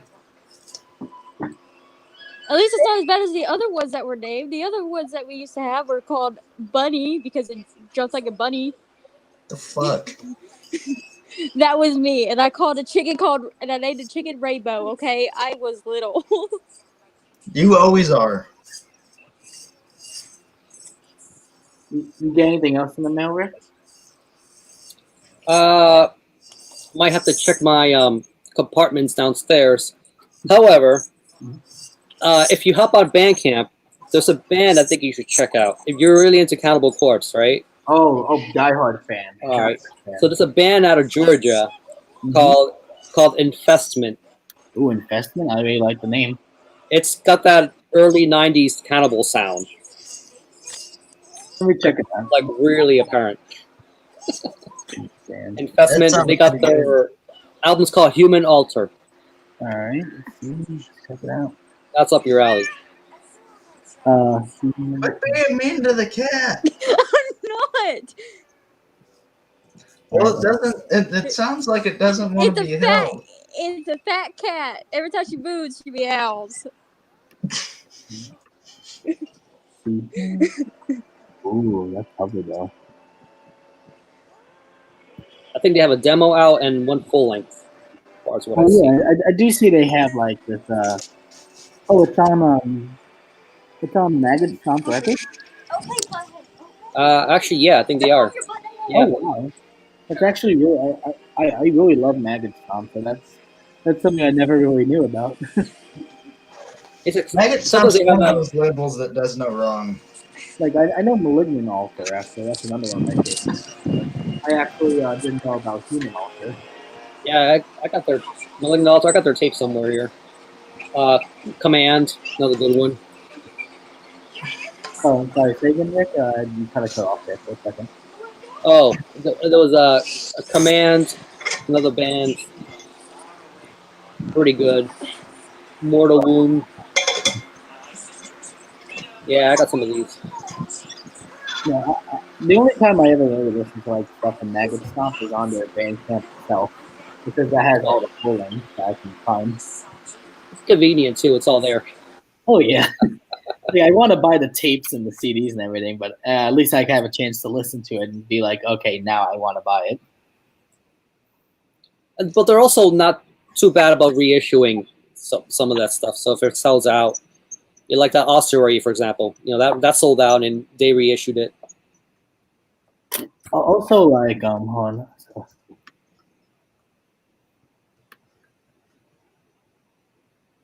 COVID. It's like my allergies. Virtual, bless you. What I was gonna say was like, I also see that the investment tape is also on pre-order. Oh yeah. Yeah, it actually says that. Yeah, it says pre-order on cassette tape. Yeah, Cool. I'm gonna check it out now. That you say it's just like old school Cannibal, I gotta check it out because Yeah, it's like total Tomb of the Mutilated. It's like they capture that sound perfectly. Like the tone. that I'm happy about because I'm trying to look for more bands who have like that guttural approach. Oh yeah, you'll definitely like this. Like mostly today, I was listening to a lot of black metal today. Yeah. Anything strike your fancy? Anything that's worth mentioning? Oh, I finally got around to listening to Nargaroth, that album Black Metalist Krieg. I finally got actually a chance to listen to it fully, and it's a lot better than I thought it would be. First, I was like, okay, let's see what this is, but no, it actually surprised me a lot more than I thought it would be. So I was like, yeah, that's the one. That's the album. I love that one. That one's my all-time favorite album. That's a good album, but the title track is kind of fucking dumb. I love the title, actually. I love the name. I think it's no, the title track itself is kind of stupid because the whole thing is just him saying black metal is Krieg over and over and over. You mean oh yeah, right. Like I don't really mind. I just want to hear what the other music sounds like. You generally like the German black metal? Is that, or do you don't have no particular preference? Any black metal is good as long as it kind of strikes my fancy and it sounds good. Like I was just listening to this French black metal band I think sometime early this week. I think it was called Furfur. I think it was called FUR, and then I think the name's in French, so I can't really like pronounce it, but it was really good. Yeah, sometimes these names really, for us Americanos, trying to get the pronunciation down, or I would call it the negative pronunciation because a lot of their sound is silent letters. Hey, Azag. Oh, Azag, it is. Nargaroth is good. 7 Tears? Yeah, that song was like 14 minutes long in length. That was 7 Tears was actually an amazing track on that album. I loved it a lot. Yeah, that's a good one. Yeah, it was. My favorite Nargaroth song, though, is The Day Burzum Killed Mayhem. Yep, that's my favorite one, too. One is because I actually have a whole thing very appropriately titled. I love the title of it. One's because, I like how it actually describes the day that happened. And also, I just find the song to be really nice. It's like the day that Vorga did that to Euronymous. I was like, it's quite fitting to be like that type of song that a band talks about. An event that happened back then. So I was like, that's something that not many bands do in other albums. So I like that a lot. That's cool. Also, I'm a big Burzum fan, so yeah. I got something in the mail. Let me see if I can pull it up. Sure, go right ahead. Because I need more Burzum. I know that. I need more Burzum in my life. Like, I have way too many Mayhem and Darkthrone vinyls. I need to get more Burzum. Keep on spending my money on other things. Let's just say the things that are just things. This has been on my list for a while. Mike, I finally buckled down, got it. It's an older release, but it's called it's Finnish death metal called Amputory. I never heard of that actually. That's the first time. I've never heard that either. Old to Gore. Oh, it's fucking good. It looks good. That's what I can say. It looks good. I like the Grim Reaper site and all that. That looks very nice. Got the A6 shirt. Oh yeah. Oh yeah, you see that he has the All right, effect. Harmony's got to go for a bit. She's got to deal with a couple of things. She'll be back later. Alright. All right. And Got a then great there's- T-shirt. Oh, if it has Grave, you know it's gonna be good. I love Grave, especially their album Into the Grave. I love that one. That's a good band. That's my all-time favorite album by that band, Grave. I love that. Yeah, check them out. Amputory. Oh, I will. I even have an investment right up on here on the Bandcamp on the one bar, so I'll check it out. Yeah, I've had it in my digital rotation for a while. But I'm like, let me just buckle down and get the damn CD already. Like sometimes I just want to get more cassettes and vinyls, but I'm always spending my money on some other things I want to get. It's just I have such a huge inventory of things. I'm just like, do I want to get this now or do I want to get that? It's so hard. Yeah, sometimes like, okay, if it's like a big release, I'm not that worried about it. But like, if it's like a stupid limited run thing, I'm like, you know, if I sleep on it so long, it's some asshole's gonna grab it, and I'm never gonna get a copy. Like, I don't know if it's gonna be reissued. Yeah, that's what I'm worried about. I'm always thinking Yeah. someone would take it. Like there's this Morbid Angel bootleg on Hell's Headbangers I wanted, but someone took it and I was too late.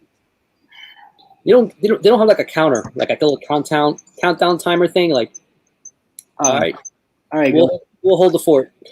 We'll be right here. Yeah, so it's like, you know, you hop on Hell's Headbangers or whatever, and you're like, okay, so you have zero idea how much is left. You could be the last guy for all you know. Oh, I don't know if you've ever done that. Like, you'll buy something, and then, I don't know, hit the refresh button, and, you know, it's like, and then, oh, shit, it's not available. You're like, you know, it's like you were the asshole that got the last copy. It always happens Oh, well. like that. Like it happens a lot sometimes when I want something. Like I wanted a Mortician Chainsaw Dismemberment T-shirt, but they sold out of my size very quickly, and I was like, oh man. I wear a medium, and that's a very, very popular size, and, you know. Oh, it is. I definitely see it on Hell's. It goes by pretty quickly. Large, medium and large, but there's always a small. That's the thing that's left over. They do. And it's such a sucker punch, man, because I'll hop on the site. I'm like, oh, fucking awesome. You know, next thing you know, it's in the cart, and you forget to check the size, you know. And next thing you know, you're like, oh, you know, I don't know if you ever accidentally ordered a small because you forgot to check the size. And that's by default the thing that's clicked on. You're like, you know, it's like small. It's like, come on. Like, I also like one other thing is like what else? Well, there is one album actually. Well, it's this album. You know, I love this album so much by Regurgitation. Oh yeah, that they probably wouldn't wear it to church, but that's another story. Nah, I wouldn't. I wear it in public though. Cause I wanna see if I get any reactions from it or not. But no one even said a thing actually at all. I was wearing it today while I was getting pizza, but no one said anything about it. Hey, Zag. Yeah, we were on for a while, but, you know, we're just chilling. You know, Devin had a stream, but it ended, and we just picked up from there, and Nick wanted to continue, and here we are. I also saw Ken was doing a stream. He was showing off some albums. I saw he was live. I don't know when he ended, what time in particular, but I know he was live at some point.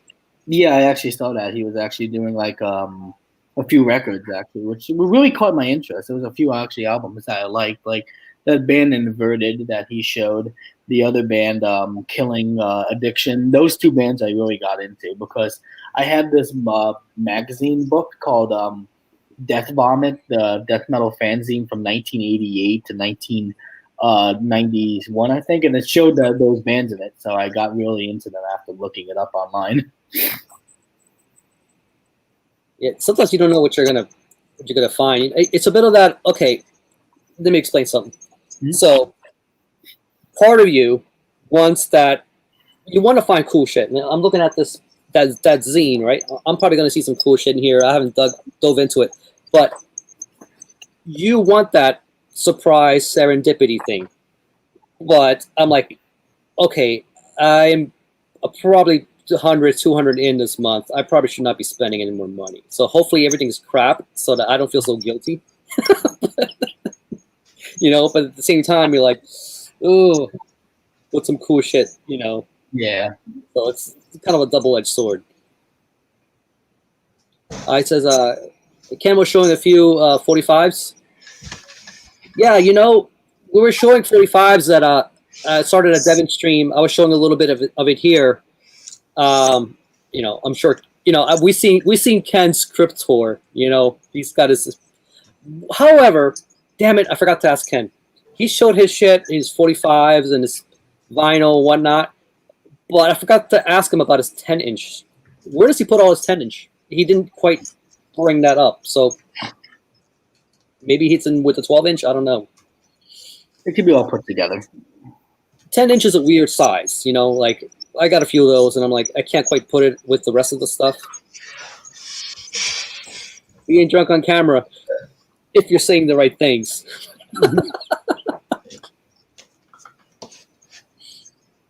The peeing part's not so fun either. But, No.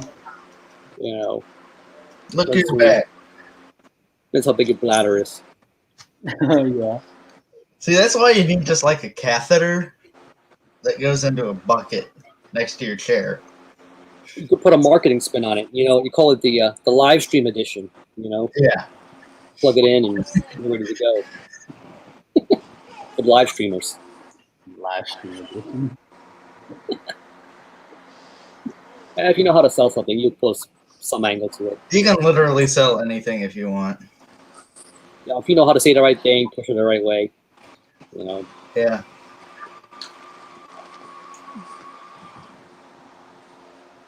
yeah. I gotta go back. I don't know if Ken keeps all his streams up or whatnot. You know, because I missed what he showed. I think he's only done the one so far. Oh, okay. Yeah, he said he was going to show us, to put in his words, his mug on camera more often. But oh, okay. Oh, so he's going alphabetical. I say that definitely makes sense. Yeah, you know, he never brought up his 10 inches. I know he's got them. You know. Yeah. That man has every format. That video that he did into the crypt was like amazing. And that's just like a sliver. That's just like an introductory kind of just quick hello thing, you know. If he really wanted to get sort of comprehensive and in depth, you know, he could do like a 2-hour video if he wanted to.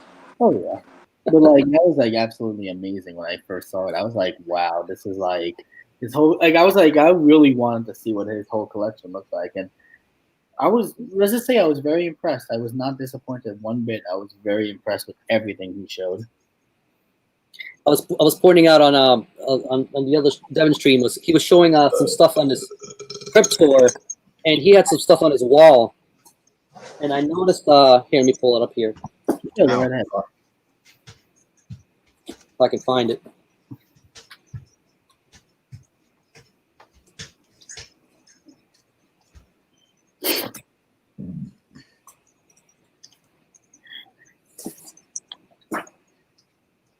Yeah, so he had this on his wall. Oh yeah, I saw that too. The Sinai Picasso, and I was just like, I know that, you know, that round frisbee thing is unmistakable. I actually What thought is that? I actually thought it was a picture disc. It does look like it, doesn't it? It's Machetazo from Spain and Cyanide.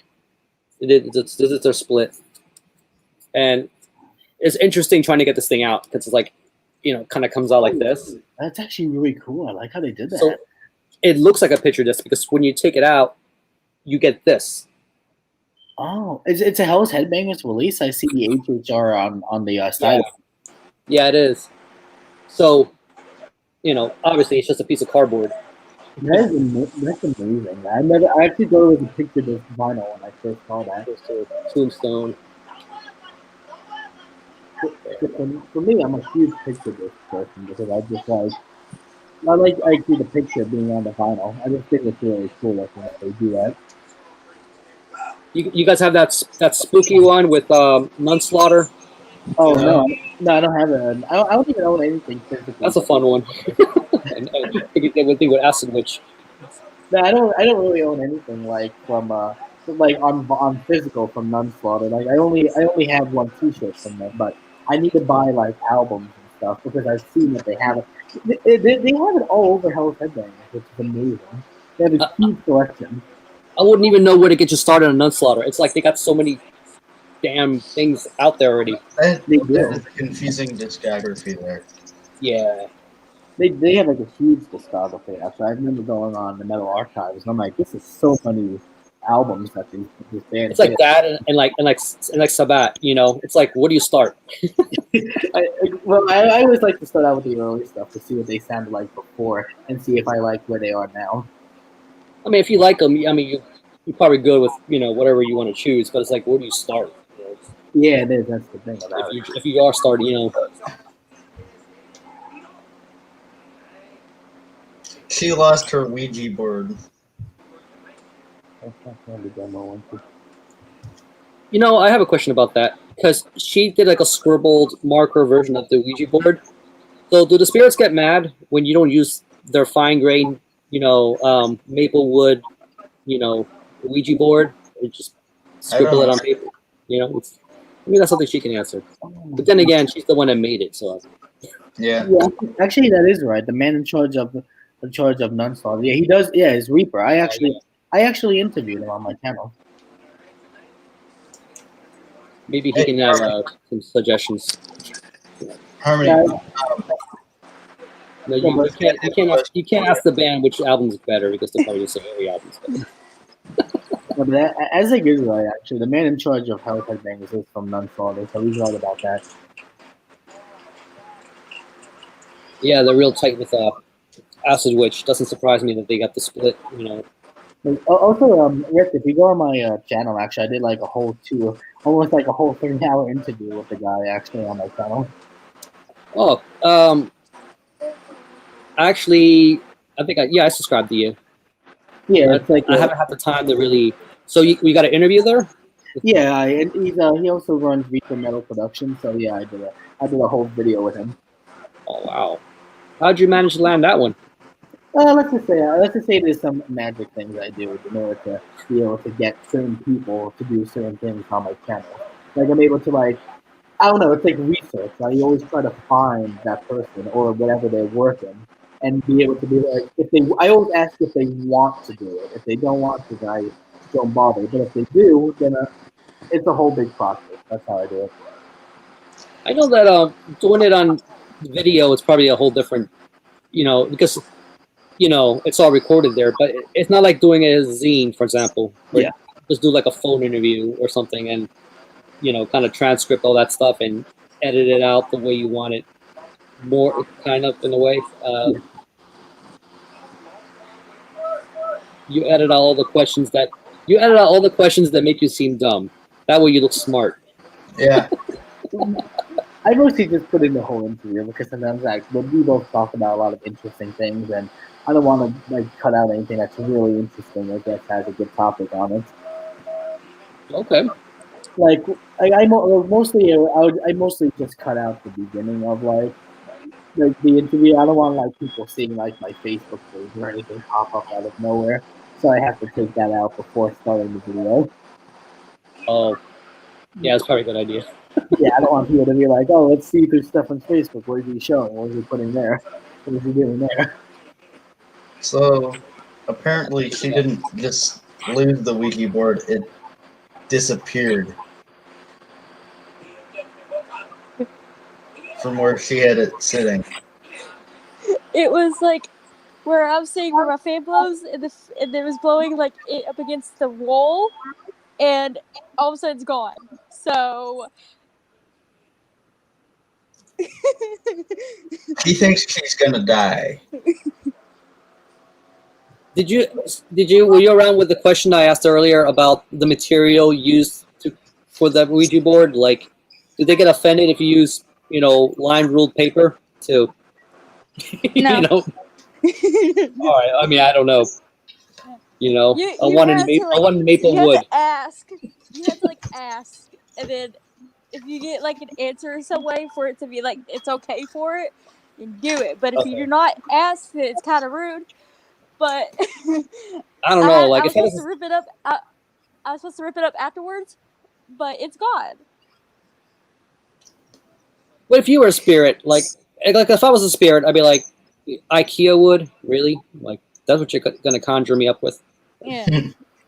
But people used to buy a Ouija board to flip it, like That was for the widget. I forgot what it was called, but it was like this big giant toy store. I forgot what it was called. Toys R Us. There you go. Like people used to remember buy that there. Yeah, they were used to have it there. Yeah, they did. Damn. Yeah, like you could go if you went down a certain toy aisle, you could find that like in Toys R Us. Toys R Us selling kids demons since 1999. I haven't been in 1 year, but that sounds ridiculous. It I does. thought they closed those. It's supposed they say it's supposed to be a kid's toy. Made Okay, by- what kid? My first incantation. Yeah, my first sensation. Just Well, get- Kids are very Ready to curious go. of what toys are, but when they figure out what this is, oh, it's scary for them. We should But do I a am missing it. seance. company at this point. It's got the like IKEA instructions style drawings in there. You're not quite sure if it's the right. Like, I was supposed to go to a cemetery with my cousin, but she canceled, so we might try to do it next Saturday to do it. But she's in the actual Ouija board. You ever come here? We can go to the Proper one. cemeteries. No, there's a band of Salem somewhere here. We have one here too. It's like 10-minute drive from here. Well, it's not 10 minutes for me. It's like more than 10 minutes. Everything's adding more an than 10 hour and minutes 10 from you. minutes. Even the store is like an hour away from me because I live in the middle of nowhere. How big is your town? It's like a square. Right, but how many people? Maybe like Four. 200. That's tiny. It is tiny. We live in a square. What else are you supposed to do? someone has that Live in a job to keep track of the population. You know, just go out there with the little bucket and brush. Like, okay, population. You know. It was before we moved here. It was like 100 or something, but a few people moved here. Now it's -1. Well, -2. That's what happened yesterday. So. Azaxabiz had a question for you. Do you claim a pantheon, or are you Wiccan or something else?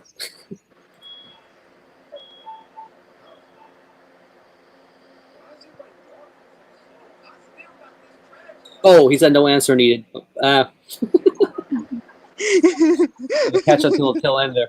Well, I've been doing I'm just starting out on all this. Like my grandma knows more than I do because she's done it, but I just now started for like a year, so half of it, like some stuff I don't know, some stuff I do know. So. Do you know what path you're gonna go down? Probably not an evil one. Because The evil ones are the ones that are cool, though. no, but I don't want no demon follow me. Would you rather have Well, I like, the devil follow you, follow and I'm a demon, so Well, like the actual devil or something like watching you sleep. No. I'd rather you be a know- good witch where it helps people like understand what's going on and like. do you want to be a Jedi Master or a Sith Lord? You got to pick a side. I want to be both Yeah, at there's the no same both. time. There is no both. You're just one. Okay. I could be both. Well, then there's no logic to it. But isn't that just like a watered down version? Like, because if you're both, you're not really just the strength of both. You're kind of like a watered down version of it. Like, I don't know. You're probably not good at both of them if you're in both. You're probably not good at either one of them. You're just Yeah, you're like I'm a just gonna be both of them, even though I'm bad at both. you're like a jack of meh trades, or in your case, a Jane of meh trades. I don't know.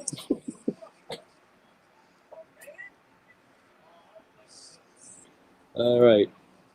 So what's going on with music? Anything Oh interesting? boy, I just saw a good meme. Oh, what's that? Yeah, Well, you know we can't read that, right? No, boy, Waiting for the camera to focus. That's the thing. no, boy, more trucks. You're asking a dyslexic person to read small words. Okay. How I dare see a you take picture, the but I disability? can't quite make out the. Yeah, I can't check. I can't see It's a text conversation. It says, "Babe, send me a photo, something sexy," and then there's the truck. You get nothing. I know It's a that's red what one. would happen if I asked you that. I'd rather stab you in the throat. Yeah, that's because you're a psychopath.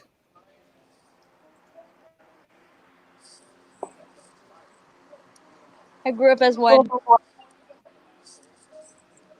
My hair is naturally red. What do you expect? Yeah, I still don't believe you. You're a redhead. Hold on. Where's all your freckles?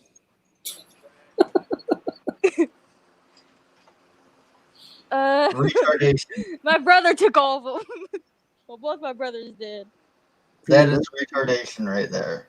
peanut The butter. little banana animation with the peanut butter jelly time. Oh yeah. Isaac's got a question.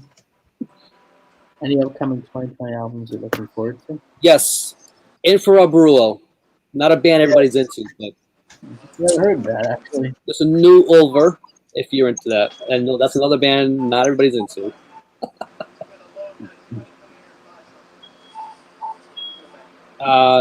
The new Incantation. Oh, Yeah. We'll talk about that one.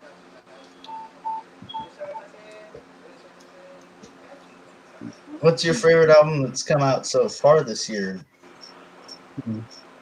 My favorite split so far. That's a nice cover split. That's the album. Though I did like that Exhumed Let my cat in real quick. gruesome split too, quite a lot. I like the Exhumed one a little more than the gruesome song.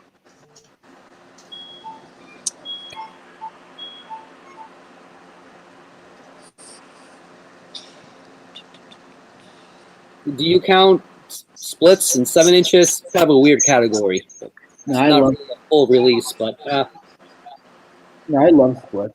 Splits are like my favorite when it comes to a lot of bands, especially when it comes to slam. When it comes to slam splits, those are really good because then it's like a new band for like each one. That I'm like, if I never heard this band, I just listen to it, and if I like it, I'm like, all right, good. Let me see what else is in their discography. slam and grind. You know, Mostly just a lot of slam splits for me. I've never really had like another split without with like another band actually, like another genre band. Mostly just slam.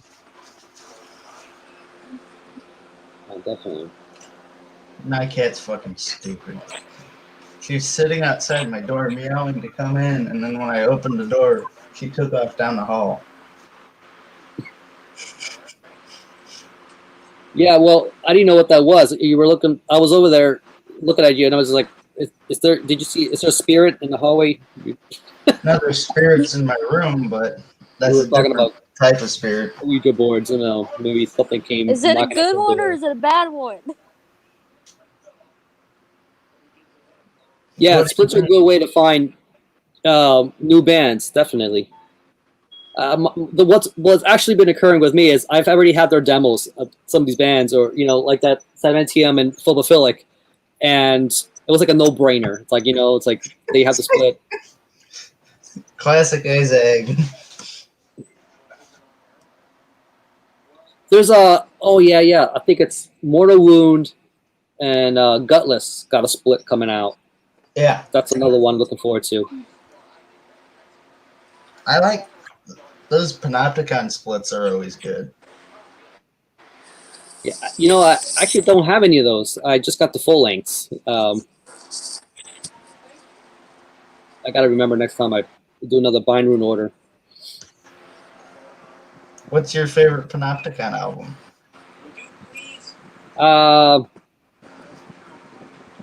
I'm divided.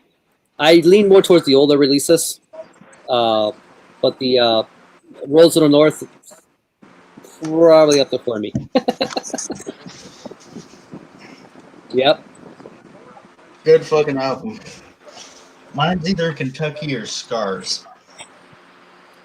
Kentucky was not as digestible for me in the beginning. That was took a It little took a adjustment. couple of listens. It was definitely different. But you know what? You know, I think the Panopticon, what Austin's doing with that project is really putting a fingerprint on that American sound. They kind of leading the pack with that when it comes to black metal.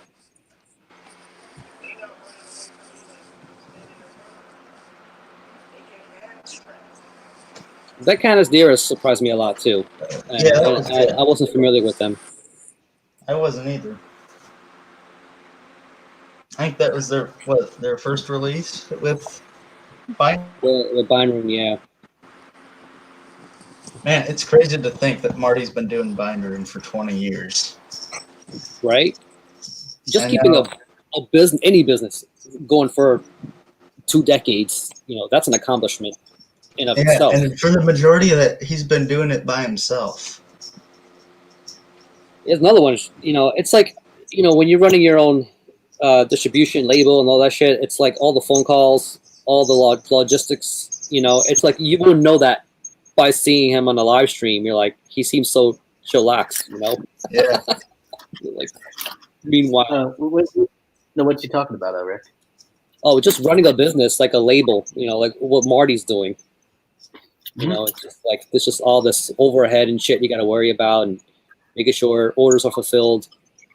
You know? Making sure pre-orders go out on time. Yeah, and he's got his own band, you know, at the same time, you know, this year. That's a lot of things to really like keep in mind. With that, It's a lot of work. it is.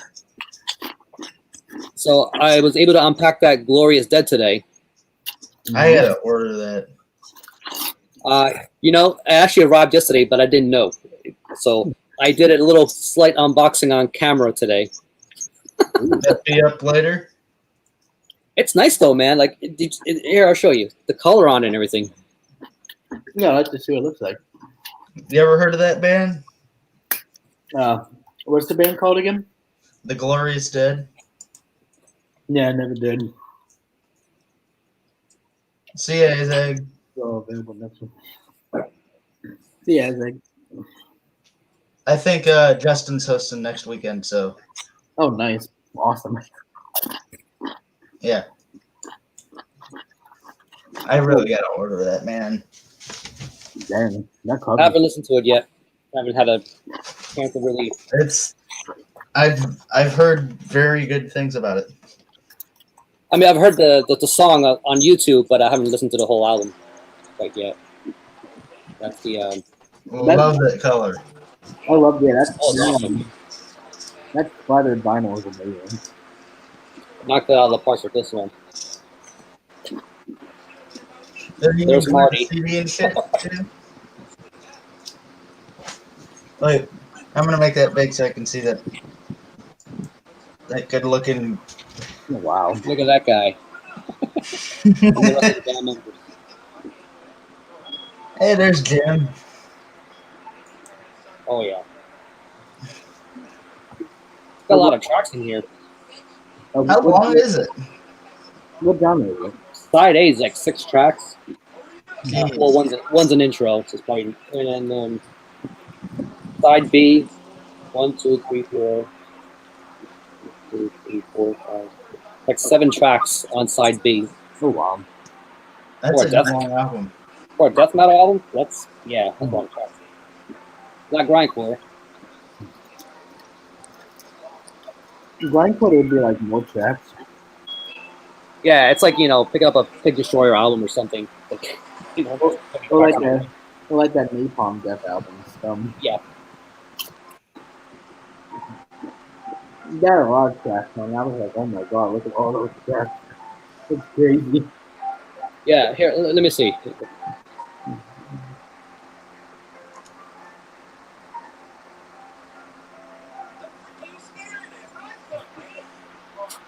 Still watching Barbie, Harmony?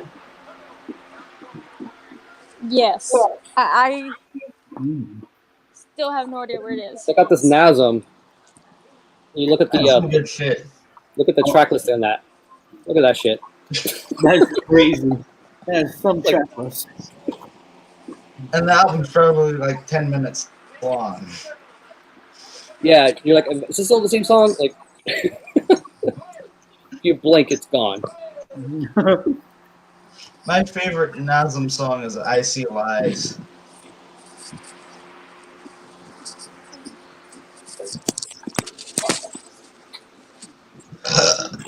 Fuck. I ain't even been drinking tonight and I'm burping. Oh, Azek says he can scoop it up if Justin can't host. So that'd be cool. Awesome. I must have missed the tail end of the conversation.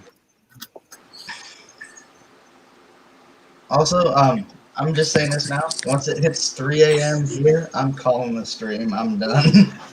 All right. It's all good. It's 3:30 here on the East Coast. Yeah. Actually, yeah, it is 3:35 over here. It's 2:35 here, so. Yeah, it's almost like 4 in the morning. And we've been at this for almost 4 hours, so. Oh, all right, Zach. Yeah, if you can hop on, next week or whatever, that's awesome. Yeah. Yeah. She found it. Hey, are you a drinker, Zach? Is that what it is? Or are Yep. you just tired? He drinks. All right. Yeah, that would explain it. Well, that and just being sleepy in general, like Those two don't go together. trying to hold it together. Yeah. I don't know where he's at. If he's on the East Coast or what. He's in Ohio. It's so hard to coordinate with the Midwest, out there. Just because, even though Ohio's right next to Pennsylvania, Pennsylvania's a big state. Yeah. Oh, yeah. That's just way out. How close are you to the lake? The lake. Lake Erie. I want to say about 3-4 hours. That's Maybe. not too far. If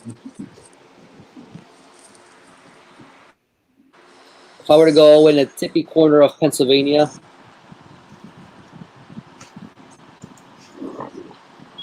sleepy and drinking, yeah.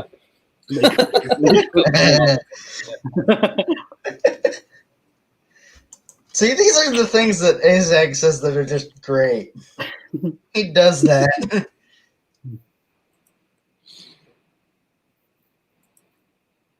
That's good.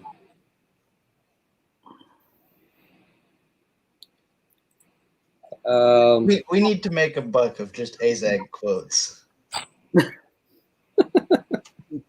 Make all like volume 1. Do like volume 92. Part 1 of 87. Hey, Azag, you need to start writing down all your quotes so we can make that book, okay? And it'll be published on Hell's Headbangers. That sounds like work. Yeah. That sounds suspiciously like work. Or just say them into your phone. Wait, Rick, you don't have your other background right now. You know, the one with the The Crip Sermon? yeah, Crib Sermon. Oh, I recorded my video today, so I'm going to do the editing work tomorrow. And I realized I don't have anything up, but I'm not re-recording it. This is pretty much what I wore. So in my next video, this is pretty much what you're going to see. Oh, that's okay. I like the Rotting Christ hat. Like I said, I'm a huge fan of that band. Oh boy, what did you say? Almost got fired for one today. Oh God, Ooh, that's not good. We need to hear this. you don't want to get fired during COVID. Yeah, no, that wouldn't be good.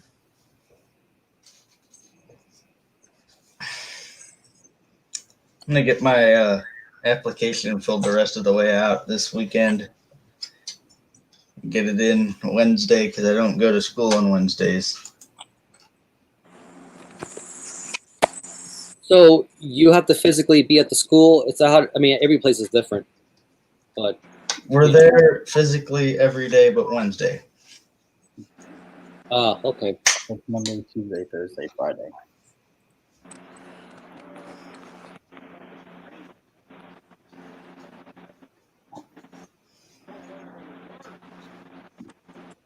It's weird the way they're doing it. It's kind of taking the fun out of actually going to school. Yeah, it feels very different actually for those who are going back to school. And I'm we just have glad- these 12-foot lunch tables in the cafeteria, I'm just which you glad- could easily seat 4 people, safe distances apart at. That's But good. no, they put 1 chair at each end of the table, and only 2 people sit there. No, dang. It's a good thing I graduated at the right time. Thank God I did. I just would have rather been at home.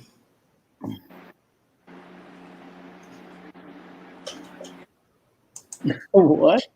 I'm a shift warehouse manager. I know a series of people. I was sent an anonymous email with a gif of a monkey throwing a rock. As like, Okay. I would have never expected that to ever happen. Like, I'd be like, who sent me a gif? Who sent me this gif? People are weird. There are quite a bit of people who are.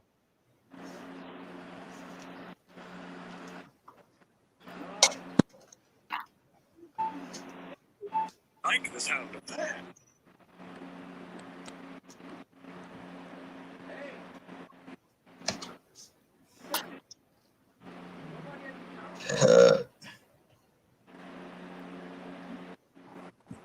Yeah, we're probably gonna have to cut this soon. I'm getting tired.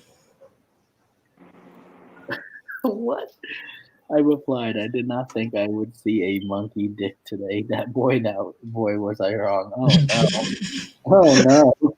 Oh no, Azeg. Oh no. Yeah, jeez. Mm. That's a great that'll get you fired. Yeah. That'll do it. Yeah, that's something that you gotta be careful about when that happens.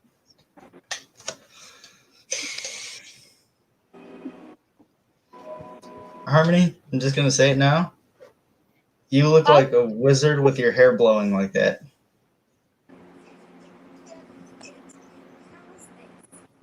Am I right? What?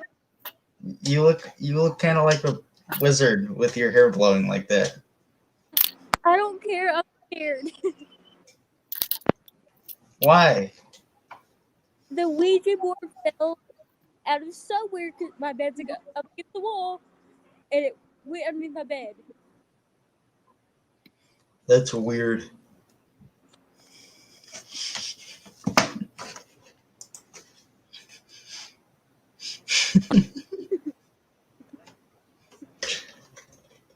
And copyrighted. It's my sock. I don't know. I'm like so bad.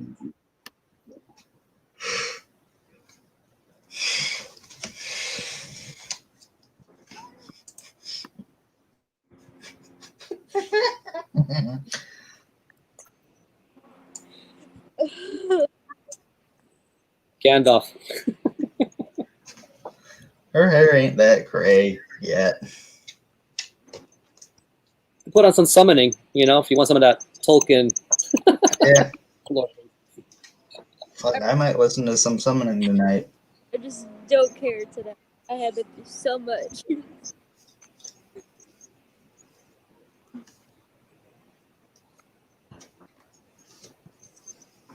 But I'm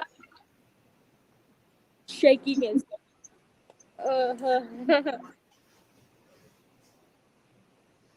I'm probably gonna end this soon. I'm getting really sleepy. No, Zach, you managed 300 people. there's a lot of people. The gift monkey throwing a rock. Oh. See, this is why I don't take management jobs. It's like too much. There's so much that can go wrong. Yeah. Like the pay would have to be astronomically better.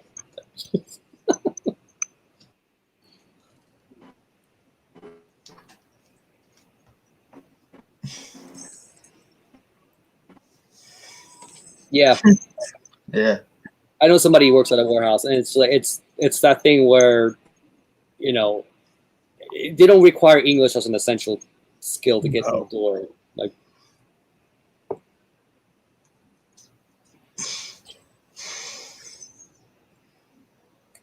all right, I can't keep my eyes open much longer. So you want to call it? yeah, I think I'm gonna call it. All right. All right, guys. Hit it, And good run. Thank you for the zine suggestion. I can't wait to dive into it. Oh, of course. No, those Yeah. Into Pure Negativity magazines are like my favorite. I really love those when it comes to like black metal. There's a. Oh, sorry, you're gonna say? See y'all next week. All right. Been good, guys. Yeah.